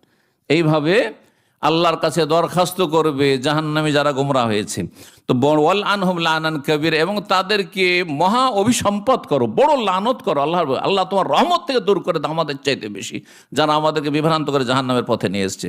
সুতরাং এমন আক্ষেপ যেন না করতে হয়। এখনো কোরআন সুন্নাহর দিকে ফিরে আসেন, দলিলের দিকে ফিরে আসেন, এবং শিরক বিদআত মুক্ত হন, ব্যক্তি পূজা মুক্তি হন, অতি ভক্তি থেকে মুক্ত হন। আল্লাহ রাব্বুল আলামিন যেন বুঝার তৌফিক দান করেন। 5 নম্বর বাধা সত্য গ্রহণ, তা হচ্ছে মান সম্মান নিয়ে চিন্তা করা। মান সম্মান নিয়ে, ইজ্জতের বিষয়। এতদিন এ শিখিয়ে আসলাম, এখন যদি বলি এর বিপরীতটা, তো মানুষের কাছে মান সম্মান থাকবে? যেমন আমাদের সমাজে এক যুগে আশারি মাতুরিদি মতবাদ শিখিয়ে এসছে, হ্যাঁ, আর হলুলি আকিদা। আল্লাহ সব জায়গায়, আল্লাহ সর্বত্র বিরাজমান, আল্লাহ সব কিছুতে বিরাজমান, আল্লাহ নিরাকার, আল্লাহর চেহারা নেই। আল্লাহ চেহারা মানে সত্তা, কোরআনে আছে ওয়ায়াবকা ওয়াজহু রাব্বিকা, ওয়াজহুন মানে চেহারা হয়, কিন্তু ওর মানে হচ্ছে সত্তা। তারপরে আল্লাহর হাতের কথা হচ্ছে না, আল্লাহর হাত না, তাবারাকাল্লাযী বিয়াদিহিল মুলকু বাল ইয়াদাহু মাবসুত, আল্লাহর 2 হাত উন্মুক্ত, আল্লাহ 2 হাতের কথা বলেছেন। বলছেন না, হাত মানে কুদরত, আল্লাহর কুদরতি হাত, কুদরতি পা। শোনেন না আজকাল বড় বড় বক্তাদের কাছ থেকে, আল্লাহর কুদরতি পা, আল্লাহর কুদরতি হাত, এগুলি হচ্ছে গুমরাহি। জি, তো এইরকম কথাবার্তা দীর্ঘদিন শিখিয়ে এসছে, আর এগুলির ওপর মানুষ হয়েছে, বয়স 50-60 হয়ে গেছে, তারপরে যদি সঠিকটা বুঝেও নেই, কিন্তু তখন একটা সত্য গ্রহণে বাধা। কি করে বলবো এখন যে এতদিন আমরা ভুলের ওপর ছিলাম? মান সম্মান থাকবে, সব নষ্ট হয়ে যাবে। কোনো একজন বড় আলেম, বাংলা ভাষী, আজকে 30 বছর আগের কথা বলছি, তিনি তার তাফসিরে লিখেছেন আল্লাহ নিরাকার, সূরা 3-এর তাফসিরে অনুবাদ করে, বিদাতি তাফসির থেকে অনুবাদ করেছেন আশারি মাতুরিদির আল্লাহ নিরাকার, নিঃসন্দেহে আল্লাহ নিরাকার, এই শব্দটি রয়েছে, বাক্যটি রয়েছে। তো তাকিয়ে আমাদের কোরআন সুন্নাহর কিছু সালেফে আলেমরা দেখা করে বললেন যে আল্লাহ রাব্বুল কোরআনে কারীমের এই আয়াতগুলির অপব্যাখ্যা কেন করছেন? আল্লাহর চেহারার কথা রয়েছে, আল্লাহর হাতের কথা রয়েছে, আল্লাহ রাব্বুল আলামিনের চোখের কথা রয়েছে, ওয়ালে তুসনা আলা আইনি। হ্যাঁ, তো তখন বলছে কথা তো তোমার ঠিকই, বা আপনাদের তো ঠিকই, কিন্তু এতদিন যে আমরা সারা জীবন শিখিয়ে এলাম, এর বিপরীত বললে মানুষে কি বলবে? হ্যাঁ, মানুষে কি বলবে আমাদেরকে? মানুষের যে জুতা মারবে আমাদেরকে, মানুষের কাছে মান সম্মান থাকবে? এই যে মান সম্মানের কারণে অনেক সময় ফিরে আসে না। আজকাল কিছু বক্তারা হ্যাঁ ভুল ভাল বলে দিচ্ছে, আর তারপরে যদি বলে এরকম কেন কথা বললেন, এটা তো খারেজিদের কথা হয়ে গেল, মুসলিমদের বিভিন্ন পাপের কারণে ওকে আপনি তাকফিরি হয়ে কাফের বানিয়ে দিলেন। বলছেন না না না, ওইটা আসলে উদ্দেশ্য ছিল না, ডানে বামে ঘুরিয়ে পেঁচিয়ে নিজেরটাকে ঠিক রাখার চেষ্টা করে। শুনেছেন, হয়তো খেয়াল করেছেন। এইরকম স্বভাব কেন? আল্লাহ বলছেন এই রোগ হচ্ছে ইজ্জতের মাসলা, মান সম্মানের ব্যাপার। আল্লাহ বলছেন সূরা বাকারা 206 নম্বর আয়াতে, ওয়াইযা কিলা লাহুম ইত্তাকিল্লাহ, ওয়াইযা কিলা লাহু ইত্তাকিল্লাহ, যখন তাকে বলা হয়, একজন বিভ্রান্ত ব্যক্তিকে, নিজে বিভ্রান্ত অথবা অন্য কাউকে বিভ্রান্ত করছে নিজের বিভ্রান্তির সাথে, আল্লাহকে ভয় করো আর সঠিক পথে ফিরে আসো, তো আখাযাতুল ইজ্জাতু বিল ইসমে, ইজ্জতের কারণে মান সম্মান রক্ষা করতে গিয়ে সে গুনার উপরে থেকে যায়, গুনাহ ছাড়তে চায় না। আর একটি উদাহরণ দিই, তাহলে আরো ভালো করে বুঝবেন। অনেক বেনামাজি আছে, চলেন ভাই নামাজ পড়ে আসি, যান আপনার কাজ করেন, আর বলবেন না আমাকে, যান আপনার কাজ আপনি করেন, আমার কাজ আমি করব। শুনেছেন এরকম? বহু এরকম দেখা যায়। যখন দেখা যায় একজন নামাজি লোক দুর্বল আর বেনামাজিরা সবল, হ্যাঁ, তারাই হচ্ছে সংখ্যাগরিষ্ঠ মেজরিটি, তখন এই ধরনের শয়তানি কথাবার্তা তারা বলে। কেন? কারণ মানুষ সম্রাট, আরে তুমি আমাকে পাঠ পড়াইতে এসছো, তুমি আমাকে নামাজের কথা বলতে এসছো, না আর বলবেন আমাকে। এই যে আখাজাতুল ইজ্জাতু বিল ইসম, এই মান সম্মানের জন্য সে জাহান্নামে চলে, ফাহাসবুহু জাহান্নাম, আল্লাহ বলছেন তার জন্য জাহান্নাম যথেষ্ট, তার জন্য জাহান্নাম যথেষ্ট। 7 নম্বর সত্য গ্রহণে বাধা, সেটি হচ্ছে মুনাফিকি। 6 নম্বর না, 6 নম্বর সত্য গ্রহণে বাধা হচ্ছে মুনাফিকি, নিফাক, যার মধ্যে কপটতা আছে, সে সোজা কথা বলতে চায় না। মুনাফিক কে হয়? যে ভীতু, আপনি কথাটা স্পষ্ট বলতে পারছেন না, তখন আপনি কি করছেন, ভিতরে এক আর ওপরে এক, ওপরে আপনার সামনের লোককে খুশি করে দিলেন আর ভিতরে অন্য কথা আপনার ভরা আছে, এর নাম হচ্ছে নেফাক। ভিতরে একরকম আর বাইরে আর এক রকম। যেমন মদিনার মুনাফিকরা বলতো যে আপনি আল্লাহ রসুল, আমরা সাক্ষী দিচ্ছি, অথচ অন্তরে সবচেয়ে বেশি তাদের শত্রুতা ছিল। দেখলো যে বাইরে থেকে শত্রুতা করে তো মোহাম্মদ সাল্লাল্লাহু আলাইহি ওয়াসাল্লাম সাহাবীদের কিছু করতে পারবো, মুহাজিরিন আনসারদের ক্ষতি করতে পারবো না, তো ঘরেই ঢুকে শত্রুতা করব, তাহলে বেশি ক্ষতি করতে পারবো। এটাই ছিল উদ্দেশ্য তাদের। এইরকমই একটা ধর্ম আছে তাকিয়ার ধর্ম, হ্যাঁ, একদল, হ্যাঁ, পথভ্রষ্টদের একটি তাকিয়ার ধর্ম আছে, মানে আপনার বিপরীত আকীদায় যারা, তাদের সামনে আপনি সমস্ত মিথ্যা বলতে পারেন, তাদের কাছে নাকি মিথ্যা বলা সওয়াবের কাজ। তাকে মানে মিথ্যা বলা সওয়াবের কাজ। আমি নাম বলতে চাইছি না, কিন্তু এমনও মুসলিম, কথিত মুসলিম আছে যারা মিথ্যা বলাকে নেকির কাজ মনে করে, হ্যাঁ, অন্যকে ধোঁকা দেওয়ার জন্য, প্রতারিত করার জন্য এবং অন্যের ক্ষতি করার জন্য। জি, এটি হচ্ছে তাকিয়ার ধর্ম। এই তাকিয়ার ধর্মে হ্যাঁ হ্যাঁ হ্যাঁ আপনাদের সাথে আমাদের সব একতা ঘোষণা করছি, আর আপনাদের সাথে আমাদের কোনো দ্বিমত নেই, আপনারা যা বলছেন তা নিচ্ছি। কিন্তু যখন তাদের আপনজনের কাছে যায় তখন বলছে না, এদের কথা বাদ দাও, হ্যাঁ, এদেরকে আমাদের স্বার্থের জন্য যাতে আমরা তাদের সাপোর্টটা পেয়ে যাই, হ্যাঁ, তাদের সমর্থনটা পেয়ে যাই, সেই জন্যই করছি। জি, তো এই হচ্ছে নেফাক বা তাকিয়া। মুনাফিকি যদি থাকে তাহলে এটি বড় বাধা। মুনাফিক একজন হেদায়েত হয় না, ক্লিয়ার লোক হেদায়েত হয় হ্যাঁ, না হয় না। না করলেন আপনি হককে, তো আপনি কাফের হয়ে গেলেন, আর হ্যাঁ করলেন তো আপনি জান্নাতের রাস্তা, মুমিন মুসলিম হয়ে জান্নাতের রাস্তা ধরে নিলেন। আর ভিতরে নাপাকি ভরা আছে, আর ভিতরে অবিশ্বাস কুফরি ভরা আছে, আর ওপরে বলছেন হ্যাঁ, এই লোক কখনো হেদায়েত হবে না, কারণ এ সুবিধা সন্ধানী, সুযোগের সন্ধানী।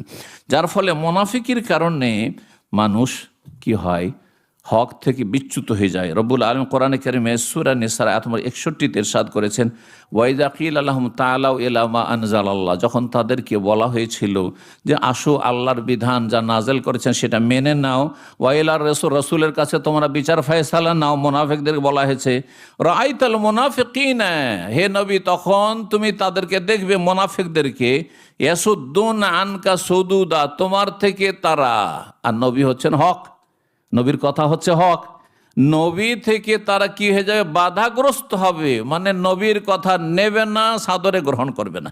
ইয়াসুদ্দুন আনকা সুদুদা। 7 নম্বর সত্য গ্রহণে বাধা, সেটি হচ্ছে রাগ। মানুষ যদি খুব বেশি রেগে যায় তো নিজের ব্যালেন্স ঠিক রাখতে পারে না, যার ফলে সে হিতাহিত জ্ঞান হারিয়ে ফেলে, অথবা রাগের কারণে সে নিজেকে স্বাভাবিক অবস্থায় রাখতে পারে না। যখন স্বাভাবিক অবস্থায় রাখতে পারে না তখন সত্য গ্রহণে বাধা হয়ে যায়, সত্য গ্রহণে বাধা হয়ে যায়।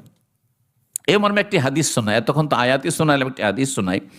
সহিহ বুখারীতে হাদিসটি রয়েছে, নবী সাল্লাল্লাহু আলাইহি সাল্লামের সামনে 2 জন ব্যক্তি ঝগড়া শুরু করেছে। তাহলে সাহাবাদের মধ্যে মাঝে মধ্যে কখনো তর্ক ঝগড়া হইতো, কিন্তু সীমিত আকারে, 1-2টা ঘটনা কখনো হইতো।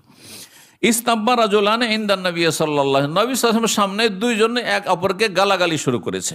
ওয়া নাহনু ইনদাহু জুলুসুন, সাহাবায়ে কেরামগণ বলছেন, বর্ণনাকারী, যে আমরা নবী সাল্লাল্লাহু আলাইহি ওয়াসাল্লামের মজলিসে সে সময় বসে আছি। ওয়া আহাদুহুমা ইয়াসুব্বু সাহিব, একজন আর একজনকে গালমন্দ করছে, মুগযিবান, বড়ই রাগান্বিত হয়ে রেগে, ওয়াকাদ ইহমাররা ওয়াজহু, রাগের চোটে তার চেহারা একবারে লাল হয়ে গেছে, রেগে লাল হয়ে গেছে। ফাকালান নবী সাল্লাল্লাহু আলাইহি ওয়াসাল্লাম, তখন নবী সাল্লাল্লাহু আলাইহি ওয়াসাল্লাম চিকিৎসা বলছেন, রাগের চিকিৎসা। আমার একটা লেকচার আছে রাগের চিকিৎসা, রাগকে কেমন করে আপনি ঠান্ডা করবেন। জি, তো নবী সাল্লাল্লাহু আলাইহি ওয়াসাল্লাম তখন বলেন, ইন্নী লা আ'লামু কালিমাতান লাউ কালাহা, আমি একটা শুধু ওয়ার্ড, বাক্য জানি, যদি এই কথাটি এই লোকেরা যে বেশি রেগে গেছে একজন আরেকজনের ওপর, যদি বলে নাই লা যাহাবা আনহু মা ইয়াজিদু, তাহলে এক্ষুনি তার এই রাগ ঠান্ডা হয়ে যাবে এবং রাগ দূর হয়ে যাবে। হ্যাঁ, আর এই রাগের প্রতিক্রিয়া দেখাবে না। কি সেটি? লাউ কালা আউযু বিল্লাহি মিনাশ শাইতানির রাজিম, যদি সে কি বলে আউযু বিল্লাহি মিনাশ শাইতানির রাজিম, রাগ যদি উঠে যায়। স্বামী স্ত্রী তো অনেকে রাগারাগি করেন, আপনারা প্রথম কথা রাখবেন না। প্রথম কথা কি? রাখবেনই না। সবচেয়ে ভালো মানুষ, রাখবেন না। হ্যাঁ, রাগ একেবারে শেষ, একেবারে এমন কিছু হয়েছে তখন তাও হালকা রাখবেন, তাড়াতাড়ি পড়ে যাবেন, এটা সবচেয়ে ভালো মানুষ। অনেক দেরিতে রাখবেন আর তাড়াতাড়ি পড়ে যাবেন, হ্যাঁ ঠান্ডা করে দেবেন, এটা সবচেয়ে ভালো মানুষ। রাগ মানুষের থাকতে পারে, কিন্তু ওই রকম রাগ। তো যাই হোক, নবী সাল্লাল্লাহু আলাইহি ওয়াসাল্লাম আউযু বিল্লাহি মিনাশ শাইতানির রাজিম বললেন নাই, তখন লোকেরা গিয়ে ওই লোকটিকে বলছে, নবী সাল্লাল্লাহু আলাইহি ওয়াসাল্লাম বললেন, শুনলে নবী সাল্লাল্লাহু আলাইহি ওয়াসাল্লাম তোমাকে বলছেন যে তুমি আউযু বিল্লাহি মিনাশ শাইতানির রাজিম পড়ে নাও, কারণ শয়তান তোমাকে রাগান্বিত করেছে, শয়তান তোমাকে প্ররোচিত করেছে, শয়তান তোমাকে এই অবস্থা তোমার তৈরি করেছে, পরিস্থিতি তৈরি করেছে। তুমি শুনলে তুমি আউযু বিল্লাহ পড়ে নাও, আল্লাহর কাছে আশ্রয় কামনা করো শয়তান অনিষ্ট থেকে। তখন সে রাগ বরদাস্ত করতে পারছে না, এমনকি নবী সাল্লাল্লাহু আলাইহি ওয়াসাল্লাম কথারও মূল্যায়ন করছে না। কি বলছে? ইন্নী লাস্তু বিমাজনুন, আমি পাগল নই। আমি কি পাগল যে আউযু বিল্লাহি মিনাশ শাইতানির পড়ব? হ্যাঁ, বুঝতে পারছেন না? অথচ রাসূলুল্লাহ সাল্লাল্লাহু আলাইহি ওয়াসাল্লাম কথা, রাসূলের কথাই হচ্ছে শরিয়া, রাসূলের কথাই হচ্ছে শরীয়ত। নবী যেটা বলেছেন সেটা আল্লাহর কথা। মান ইউতির রাসূলা ওয়া মান ইউতির রাসূল ফাকাদ আতা আল্লাহ, যে রাসূলকে মানবে সে আল্লাহকে মানলো। জি, মানার ক্ষেত্রে রাসূলুল্লাহ সাল্লাল্লাহু আলাইহি ওয়াসাল্লাম মানলে আল্লাহকে মানা হয়, কিন্তু রাসূলকে সিজদা করলে অনেক এখানে গুমরা হয়ে যায়। মানা আর সিজদা করাকে এক করে দিয়ে জাহান্নামে চলে যায়, পথভ্রষ্ট হয়ে যায়। ভালো করে শুন, কারণ আমাদের সমাজে এরকম লোক আছে, হক বাতিলকে একাকার করে দেয়। রাসূলুল্লাহ সাল্লাল্লাহু আলাইহি ওয়াসাল্লাম মানা ছাড়া আল্লাহকে মানা হবে না, রাসূলুল্লাহ সাল্লাল্লাহু আলাইহি ওয়াসাল্লামকে মানতে হবে না, কোরআনের কথাও মানতে হবে এবং হাদিস শরীফের কথাও মানতে হবে, সহিহ হাদিস হলে। হ্যাঁ, তাহলে আল্লাহকে মানা হবে। আপনি যদি বলেন যে ওই যে যারা হাদিস অমান্যকারী, হাদিস অস্বীকারী, তারা কাফের হয়ে গেছে, কিসের কারণে? আমরা কোরআন মানবো, হাদিস মানবো না। কোরআন দিয়ে নামাজ পড়ে দেখান তো দেখি, কোরআন দিয়ে রোজা রেখে দেখান তো দেখি, কোরআন দিয়ে আজান দিয়ে দেখান তো দেখি, কোথায় আজান আছে? হ্যাঁ, কোরআন দিয়ে উজু করে দেখান তো দেখি। কোনো কিছু করতে পারবেন না, কোনো মাসলা বিস্তারিত কোরআনে কারিমে পাবেন না, ইল্লা মাশাআল্লাহ হয়তো সামান্য কিছু পাবেন আপনি। সবগুলি সংক্ষেপে সংক্ষেপে মূল বিষয়গুলি কোরআনে কারিমে রয়েছে, বিশদ বিবরণ রাসূলুল্লাহ সাল্লাল্লাহু আলাইহি ওয়াসাল্লাম রয়েছে। কিন্তু রসুলকে মানলে আল্লাহকে মানা হয়, এর সাথে আমাদের দেশে অজ্ঞতার কারণে এক শ্রেণীর লোকেরা শিরকে লিপ্ত হয়। আরে রসুলকে সেজদা করলেও তো আল্লাহকে সেজদা করা হয়, রসুলকে ডাকলেও তো আল্লাহকে ডাকা হয়, ইয়া রাসূল মাদাদ ইয়া রাসূল আল্লাহ। হ্যাঁ, মসজিদে নববীতে গিয়ে কবরের কাছে মাদাদ ইয়া রাসূল যদি বলেন এটা কেন করেছে, বলছে রসুলের কাছে চাইলেও আল্লাহর কাছ থেকে নিয়ে দেবেন, এটা হটলাইন। হ্যাঁ, তাহলে পেয়ে যাবো। আর আমি ডাইরেক্ট চাইলে পাবো না, বুঝছেন না? আমি যখন মদিনার ছাত্র ছিলাম, কিছু কিছু ঘটনা মাঝে মাঝে বলছি এই জন্য, যাতে করে আপনাদের মানে শুধু কোরআন হাদিসের কথা শুনলে অনেক সময় ঘুম চলে আসে, কারণ শয়তান লেগে থাকে। কোরআন হাদিসের কথা সবচেয়ে ভালো, কিন্তু ওগুলো শুনলে আবার ওই শয়তান ঘুমিয়ে দেয়। হ্যাঁ, তখন ঝিমাইতে শুরু করবেন। তো আসর পরে আমরা মদিনা ইউনিভার্সিটি থেকে লাইন লেগে থাকতো, বাসের ফ্রিতে মসজিদ নববী যেতাম, আর এশা পর্যন্ত লেখাপড়া মসজিদ নববীতে করতে থাকতাম। আর এশা যেমন হলো, এশা পড়া হলো, তখন আবার বাস লেগে আছে চলে আসতাম। আলহামদুলিল্লাহ, এই নিয়ামত মদিনা ইউনিভার্সিটিতে মদিনার ছাত্রদের জন্য রয়েছে, এখনও বহাল আছে। তো বাবুস সালাম দিয়ে ঢুকতে যাচ্ছি, আর একজন ইজিপশিয়ান, কিন্তু সে অজ্ঞ জাহেল, তৌহিদ সুন্নতের জ্ঞান নেই। সেখানেও মাজার পূজা, সেখানে পুরুষের মাজার শুধু নেই, মহিলারও মাজার আছে। বাংলাদেশে মহিলার মাজার হয়তো নেই, তাই না? কিন্তু ভুয়া মাজার আছে, কোনো মৃতদেহ নেই, হয়তো লাশই নেই, এমনি ভুয়া মাজার আছে, মেলা আছে। জি, ভারত, বাংলাদেশ, পাকিস্তান জাল মাজার মেলা আছে। জি, তো সৈয়দা জাইনাবের মাজার, হ্যাঁ, সৈয়দ বদউইর মাজার। তো সেই ব্যক্তি রাসূলুল্লাহ সাল্লাল্লাহু আলাইহি ওয়াসাল্লামকে সালাম করে সেখান থেকে বেরোচ্ছে, তার আগে কত যে শিরিক বলেছে, বাবু সালাম দিয়ে আবার বেরোচ্ছে। তো বলছে মাদাদ ইয়া রাসূলুল্লাহ, মাদাদ ইয়া রাসূলুল্লাহ, মাদাদ ইয়া রাসূলুল্লাহ, পাগলের মতো চিৎকার করছে আর বলছে। আমি জীবনে প্রথমেই শুনলাম, আশ্চর্য, মসজিদ নববীতে আল্লাহকে না ডেকে সে রসুলকে বলছে মাদাদ, রসুল সাহায্য করেন, ইয়া রাসূলুল্লাহ সাহায্য করেন, মাদাদ ইয়া রাসূলুল্লাহ। কত বড় শিরক, চিন্তা করুন তো দেখি। তো এই জন্য বলছি যে মুসলিম সমাজে অজ্ঞতার কারণে রসুলকে মানলে আল্লাহকে মানা হয়, রসুলের কাছে সাহায্য চাইলে আল্লাহর কাছে সাহায্য চাও। একটি হচ্ছে ইসলাম, আর একটি হচ্ছে শিরক কুফরি। একটিতে আপনি জান্নাত যাবেন, আর একটিতে আপনি জাহান্নামে চলে যাবেন, চিরস্থায়ী জাহান্নামী হবেন। কথা বুঝলেন না? বুঝলেন না? কোনটায় জান্নাত যাবেন, কোনটায় জাহান্নামে যাবেন? যে রসুলকে মানলো সে আল্লাহকে মানলো, এটা হচ্ছে জান্নাতের রাস্তা। আর যে বলবে রসুলের কাছে যে সাহায্য চাইলো সে আল্লাহর কাছে সাহায্য চাইলো, সেটা হচ্ছে জাহান্নামের রাস্তা। রসুল সাহায্য করতে পারলে আগে নিজের সাহায্য করতেন।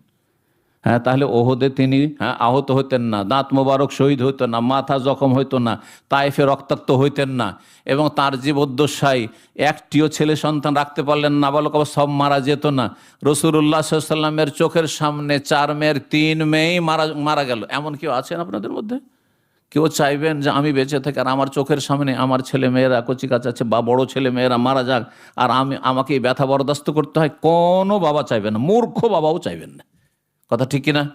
তাই নবী সাল্লাল্লাহু আলাইহি ওয়াসাল্লামের যদি ক্ষমতা থাকতো তাহলে আগে এই ক্ষমতা নিজের ক্ষেত্রে প্রয়োগ করতেন, যে আমার ছেলেগুলোকে মরতে দেব না, আমার মেয়েগুলোকে আমার চোখের সামনে মারা যেতে দেব না, আমার পরে তারা মারা যায় যাতে আমার কষ্ট না হয়। কথা ঠিক কিনা?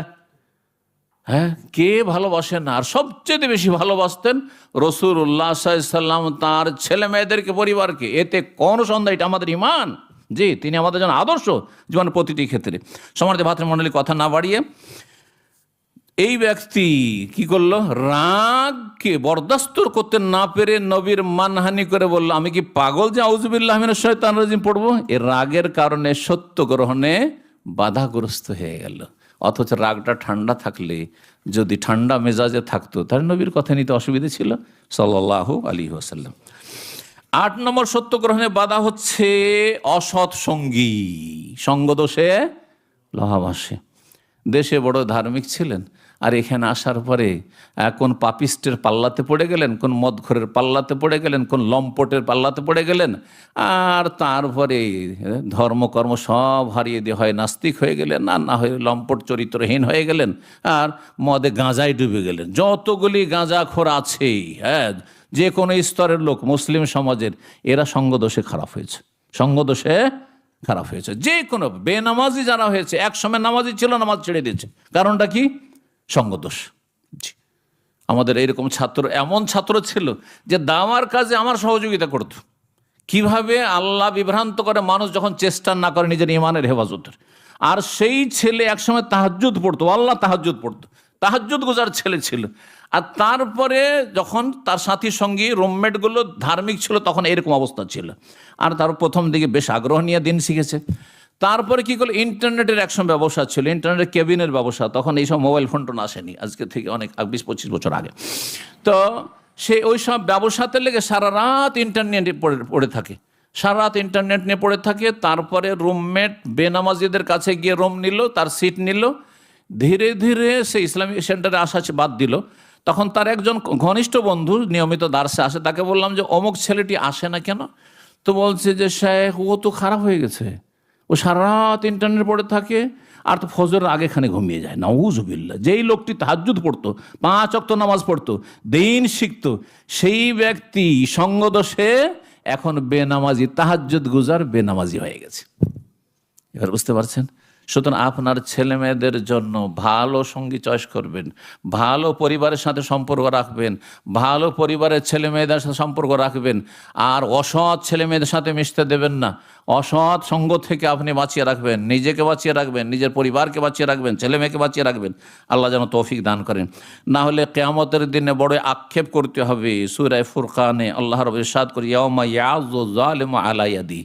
জালেম হাসরের মাঠে দাঁতে কামড় দেবে। দাঁতে কামড় কেন দেয় জানেন না? এটা আমাদের দেশে হঠাৎ করে দাঁতে কামড় দেয় মানুষ। কি জন্য? আক্ষেপ করে, আফসোস করে। মানুষের আফসোস যদি হয় তো হঠাৎ করে অচেতন অনিচ্ছাকৃত আঙুলটা দাঁতে দেয় মানুষ, এই আক্ষেপ আফসুস করা। জালেম কি করবে, দাঁতে হাতের আঙ্গুলে কামড় দেবে, একুল আর বলে ইয়া লাইতানি ইত্তাখাযতু মা রাসূলি সাবিলা, হাই যদি আমি রসুলের রাস্তা ধরতাম সাল্লাল্লাহু আলাইহি ওয়াসাল্লাম।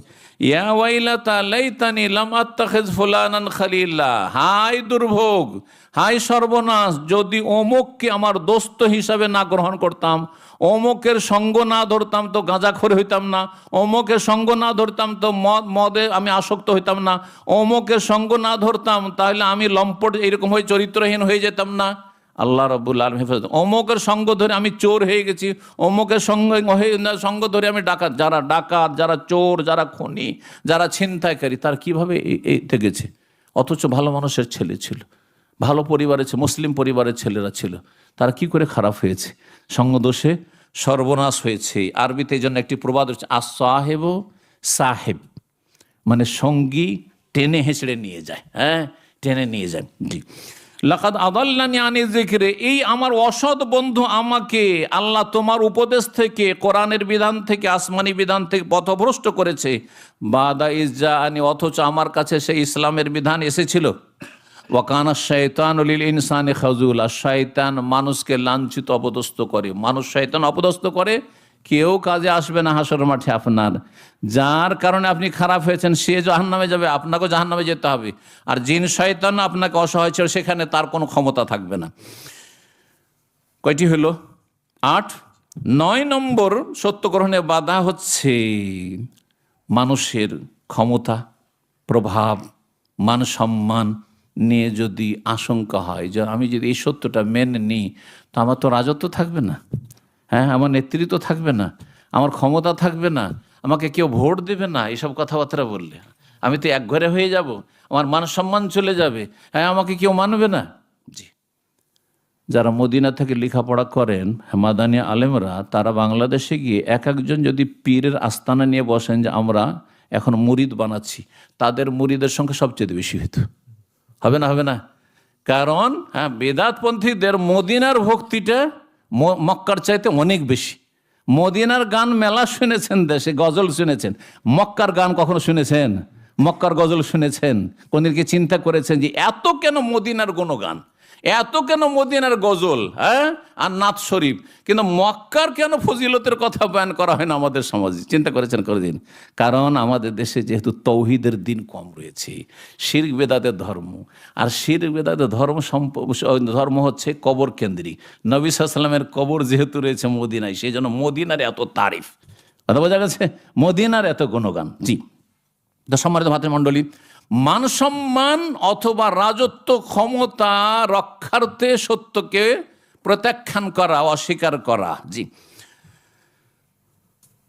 একজন রোম সম্রাট ছিলেন নবী সাল্লাল্লাহু আলাইহি ওয়াসাল্লামের জামানায়, শুনেছেন তো, হেরাকল। জি, তো তার কাছে রাসূলের চিঠি, প্রত্যেক রাজা বাদশাদেরকে চিঠি, ইসলামের দাওয়াত দিয়ে চিঠি লিখেছেন নবী করিম সাল্লাল্লাহু আলাইহি ওয়াসাল্লাম শেষ দিকে মক্কা বিজয়ের পরে।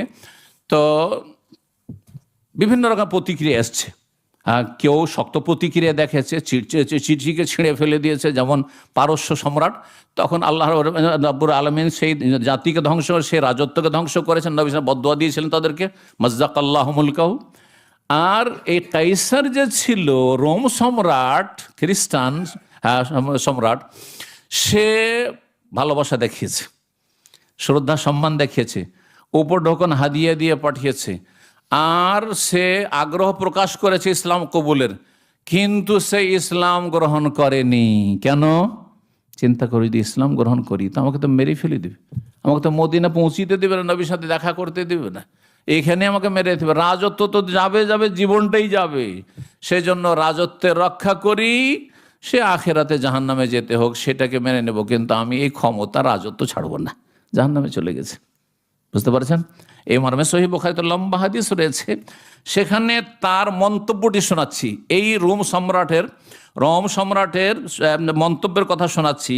তিনি যখন চিঠিটা পেলেন আর চিঠিটা অনুবাদক দিয়ে অনুবাদ শুনলেন, তারপরে তিনি বললেন, আবু সুফিয়ান বিন হারব তখন প্রতিনিধি হিসাবে কাফের ছিল, সেখানে মজুদ ছিল এবং সত্য যাচাই করছিলেন, তার মাধ্যমে সেই রাজা বললেন ওয়াকাদ কুনতু আ'লামু আন্নাহু খারিজুন, আমি জানি যে শেষ নবী আসার সময় কাছে এসেছে, আমি জানি যে শেষ নবী আসবে। তার মানে সেই রাজা ধার্মিক রাজা ছিলেন এবং তিনি তাওরাত ইনজিলের যথেষ্ট জ্ঞান রাখতেন, ভবিষ্যৎবাণী তাতে পড়েছেন নবী সাল্লাল্লাহু আলাইহি ওয়াসাল্লাম সম্পর্কে যে নবী আসার সময় প্রায় কাছে গেছে, শেষ নবী আসার। কিন্তু লাম আকুন আযুন্নু আন্নাহু মিনকুম, কিন্তু আমার কল্পনা ছিল না, ধারণা ছিল না যে সে মক্কাতে তোমাদের মাঝে আসবে। আমি তো ভাবছিলাম আমাদের মাঝে শাম দেশে আসবে, বনি ইসরাইলদের মধ্যে আসবে, যে কথাটি একটা আলোচনায় বললাম এর আগে। ফালাউ আন্নি আলাম, তারপরেও আমি বিশ্বাস করি যে তিনি সত্যি নবী, সুতরাং আমি ওই ইহুদিদের মতো হিংসা দেখাই না অথবা অহংকার প্রদর্শন করি না। ফালাউ আন্নি আলাম, আমি যদি বুঝতে পারতাম, নিশ্চিত হতাম, আন্নি আখলুসু ইলাইহি, এখান থেকে আমি মদিনা নিরাপদ নবীর কাছে পৌঁছিতে পারবো, লাতাজাশামতু লিকাও, তাহলে যতই কষ্ট হোক না কেন তার সাথে একটা মোলাকাত আমি করতাম, তার হাতে হাত দিয়ে আমি ইসলাম কবুল করতাম। ওয়ালাউ কুনতু ইনদাহু, আর যদি সেখানে মদিনায় নবীর কাছে পৌঁছিতে পারতাম সাল্লাল্লাহু আলাইহি ওয়াসাল্লাম, লাগাসালতু আন কাদমিহি, তার পা আমি ধুইয়ে দিতাম নিজ হাতে। সুবহানাল্লাহ, কত বিশ্বাস হয়েছে যে নবীর পা ধুয়ে দিতে চাইছেন রোম সম্রাট। রোম সম্রাট মানে তখনকার ইউরোপের সম্রাট, এটা মনে রাখেন, যে বৃহৎ সেই আপনার রোম। তারপরে হলো কি, এই কথাগুলি শোনার পরে যারা সভা সংসদ ছিল, মন্ত্রী ছিল, তারপরে এমপি ছিল, যারা সভার মানে সদস্যরা ছিল, সবাই এবার হট্টগোল শুরু করে, হইচই শুরু, এ কি বললেন, এ কি বললেন রাজা, এই তো অন্যায় কথা বললেন, এ তো আমাদের ধর্মকে ছুঁড়ে ফেলে দিলেন, এটা কেমন কথা হইল। এমন হইচই শুরু হয়ে গেল যে তিনি প্রাণ বাঁচাবার জন্য বললেন, থামো থামো থামো থামো থামো, তোমরা হইচই করিও না, থামো। আরে আমি আসলে ইসলামকে বিশ্বাস করিনি, আর এই কথাগুলি আমি অন্তর থেকে বলিনি, তোমাদেরকে একটু পরীক্ষা করছিলাম যে দেখি তোমরা খ্রিস্টান ধর্মের উপর কতটা শক্ত হয়ে আছো, না কেউ যদু মধু যে কেউ এসে বলে দিবে আর তোমরা তাদের ধর্ম কবুল করে নিবে, এটা পরীক্ষা করছিলাম। দেখলাম যে আমার পরীক্ষা তোমরা পাশ করে দিয়েছো। দেখলেন কিভাবে গোমরাহ হয়ে জাহান্নামে চলে গেল। কিসের কারণে? রাজত্বের কারণে, যে আমি এই রাজত্ব ছাড়তে পারবো না, এই মান সম্মান হারাতে পারবো না, এই জীবন হারাতে পারবো না, এই ঝুঁকি নিতে পারবো না। 10 নম্বর সর্বশেষ সত্য গ্রহণে বাধা, তা হচ্ছে আবেগ। আবেগীরা হেদায়েত পায় না। কি হইতে হবে তাহলে? আমি সহজ ভাষা বলি, বিবেকী হইতে হবে। আবেগ দিয়ে কাজ নিলে হবে না। কি দিয়ে কাজ নিতে হবে? বিবেক দিয়ে কাজ নিতে হবে। আবেগ মানে, আরে হ্যাঁ আমার বাপ দাদার তরিকাকে আর ভুল বলছে, আরে আমাদের এত বড় বড় হুজুররা ছিল তাদের তরিকাকে ভুল বলছে, হ্যাঁ সবই ভুল আমাদের, হ্যাঁ হ্যাঁ এই কোন কথাবার্তা বলছে। যেমন আমার সম্পর্কে এক সময় খুব শুনেছেন, এই যে সবারই শুধু ভুল, না রে সবাই ভুল, ওই ঠিক শুধু, হ্যাঁ কথা বুঝতে পারছেন না, শুধু ও ছাড়া আর কেউ ঠিক নাই। হ্যাঁ এই যে এটা কি, এটা হচ্ছে আতিফা, আরবিতে বলা হয়, এটা হচ্ছে আবেগ। আবেগী হয়ে গেছেন না, আবেগী হয়েন না, একটু ঠান্ডা মেজাজে বিবেককে কাজে লাগান। আমি যে কথাগুলি বলছি আসলে দলিল ভিত্তিক, এর প্রুফ আছে, প্রমাণ আছে। দুনিয়ার ক্ষেত্রে যে কোনো দাবি করলে দলিল পেশ করতে হয়। জমিটা আমার, নিয়ে আসেন দলিল, নিয়ে আসেন। ওর নামও দলিল বলছেন, এখন পর্যন্ত দলিল বলছেন, বলছেন না বলছেন না? যদি জমির দলিল থাকে তো জমি আপনার, বলছেন না বলছেন না? কিন্তু ধর্মের ক্ষেত্রে দলিল নিয়ে আসলে কবুল করবেন না, আপনি বিনা দলিলে বাপদাদার কথা কবুল করবেন। কত অবুঝ, কত অবুঝ মুসলিম, এটা হলে চলবে? তো আবেগ দিয়ে কাজ নিলে হবে না, আবেগী ধর্ম পালন করলে হবে না, বিবেকী ধর্ম। আবেগী ধর্ম হচ্ছে যে বড় বড় স্বপ্ন, যে এটা হচ্ছে বেটার চান্স, মনে হয় আমরা একেবারে ইসলামকে রাষ্ট্রীয় পর্যায়ে কায়েম করেই ফেলে দেবো। এদিকে তৌহিদের খবর নেই, সুন্নতের খবর নেই, সমস্ত বাতিল ফিরকা, সমস্ত বিদাতিদের সবাই কিনে জগা খিচড়ি ঐক্য করতে যাচ্ছেন। এরকম কোনোদিন জগা খিচড়ি ঐক্য হয়েছে? হ্যাঁ, যদি আপনাদের আপোষে অন্তরের বিশ্বাস, একজন বলছেন এইদিকে কিবলা আর একজন ওই দিকে কিবলা, ও যাই হোক ভাই, আপনি ওই দিকে কিবলা মনে করেন, আমি এইদিকে কিবলা মনে করছি, কিন্তু আমরা সবাই এক হয়ে যাই, হবে? কখন এক হবেন? একটু পরে ঝগড়া শুরু করে দেবেন, নামাজের সময় আসলে ঝগড়া শুরু হয়ে যাবে। হ্যাঁ, হবে না? হবে না? তো ঐক্য হইতে হবে কিসের ভিত্তিতে? ঐক্য হইতে হবে এক আল্লাহর ভিত্তিতে, তাওহীদ লা ইলাহা ইল্লাল্লাহর ভিত্তিতে হয়। ঐক্যহিত হইতে হবে মুহাম্মদ রাসূলুল্লাহর ভিত্তিতে। সহজ কথায় এক আল্লাহর ইবাদত করবেন, এক রসুলের তরিকায় চলবেন। রসুলের তরিকা কোরআনে পাবেন, না হয় সহি হাদিসে পাবে। রসুলের তরিকা শুধু মানুষের বিনা দলিলের কিতাবাদিতে পাবেন না। ধর্মীয় পুস্তক এ নিয়ামুল কোরআন, তো এ মকসুদুল মোমিনিন, এতে ধর্ম পাবেন না। আপনি ধর্ম পাবেন কোরআনে কারিমে, ধর্ম পাবেন হাদিসে, ধর্ম পাবেন কোরআন সুন্নাহ ভিত্তিক দলিল দিয়ে, রেফারেন্স দিয়ে, বরাত দিয়ে যেসব কিতাবাদিগুলো লেখা হয়েছে অথেন্টিক, তাতে আপনি দিন ধর্ম পাবেন। তো আবেগ দিয়ে কাজ নেবেন না। এই আবেগই হওয়ার কারণেই রাসূলুল্লাহ সাল্লাল্লাহু আলাইহি ওয়াসাল্লামের চাচা হেদায়েত হয়নি। জানেন তো রাসূলুল্লাহ চাচা, যার জন্য সারা জীবন চেষ্টা করেছেন রাসূলুল্লাহ সাল্লাল্লাহু আলাইহি ওয়াসাল্লাম হেদায়েত করার জন্য, কিন্তু তাকে হেদায়েত করতে পারেননি। অথচ সেই ব্যক্তি নবী সাল্লাল্লাহু আলাইহি ওয়াসাল্লামের সবচেয়ে বেশি হিতাকাঙ্ক্ষী ছিল নিজের বংশের ভিতরে। কে সে? আবু তালেব। এই আল্লাহর পরীক্ষা, আল্লাহর হেকমা, যে নবী সাল্লাল্লাহু আলাইহি ওয়াসাল্লামের চাচাগুলি কয়েক ক্যাটাগরি। দুই চাচা মুসলিম হয়েছেন, তাই না? এক চাচা হচ্ছেন হামজা, আর এক চাচা হচ্ছেন আব্বাস। কিন্তু হামজা প্রথম দিকেই ইসলাম গ্রহণ করেছেন, বীর যোদ্ধা, জি, সৈয়দুশ সোহাদা, জি। পক্ষান্তর রাদিয়াল্লাহু তাআলা ওয়ারদা, আব্বাস রাদিয়াল্লাহু তাআলা ইসলাম গ্রহণ করেছেন, কিন্তু একটু গোঁড়ামি করে করে একটু লেট করেছেন, বিলম্ব। আর ধন সম্পদ ছিল, ব্যবসা বাণিজ্য একটু দেরি হয়েছে, কারণ ওগুলো ওইগুলোর একটা স্বার্থ ছিল কাফেরদের সাথে, দেরি হয়েছে, কিন্তু মেনে নিয়েছেন। আবু তালেব, তার আগে আবু লাহাবের কথা বলি। আবু লাহাব চাচা, আমার দেশের মানুষরা বলে আবু জাহাল চাচা। আবু জাহাল নিজের চাচা না, দূরের আত্মীয় হইতে পারে, কিন্তু আবু লাহাব নবী সাল্লাল্লাহু আলাইহি ওয়াসাল্লামের চাচা, জি। তাব্বাত ইয়াদা আবি লাহাব। আবু লাহাব এমন কাফের যে রাসূলুল্লাহ সাল্লাল্লাহু আলাইহি ওয়াসাল্লাম মক্কার সবচেয়ে বড় কট্টর শত্রু ছিল। মক্কার কোনো কাফের নাম ধরে আল্লাহ আয়াত নাজেল করেননি, একমাত্র এই চাচা আবু লাহাব। কত খারাপ মানুষ ছিল তাহলে!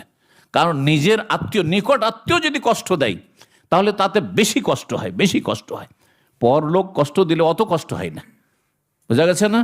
এই যে একজন মুসলিমকে যদি কোনো কাফের মারে, অত কষ্ট লাগে না, কিন্তু মুসলিমকে খুন করে, মুসলিমের জুলুম অত্যাচার করে, তখন বড়ই কষ্ট লাগে, লাগে না? লাগে না?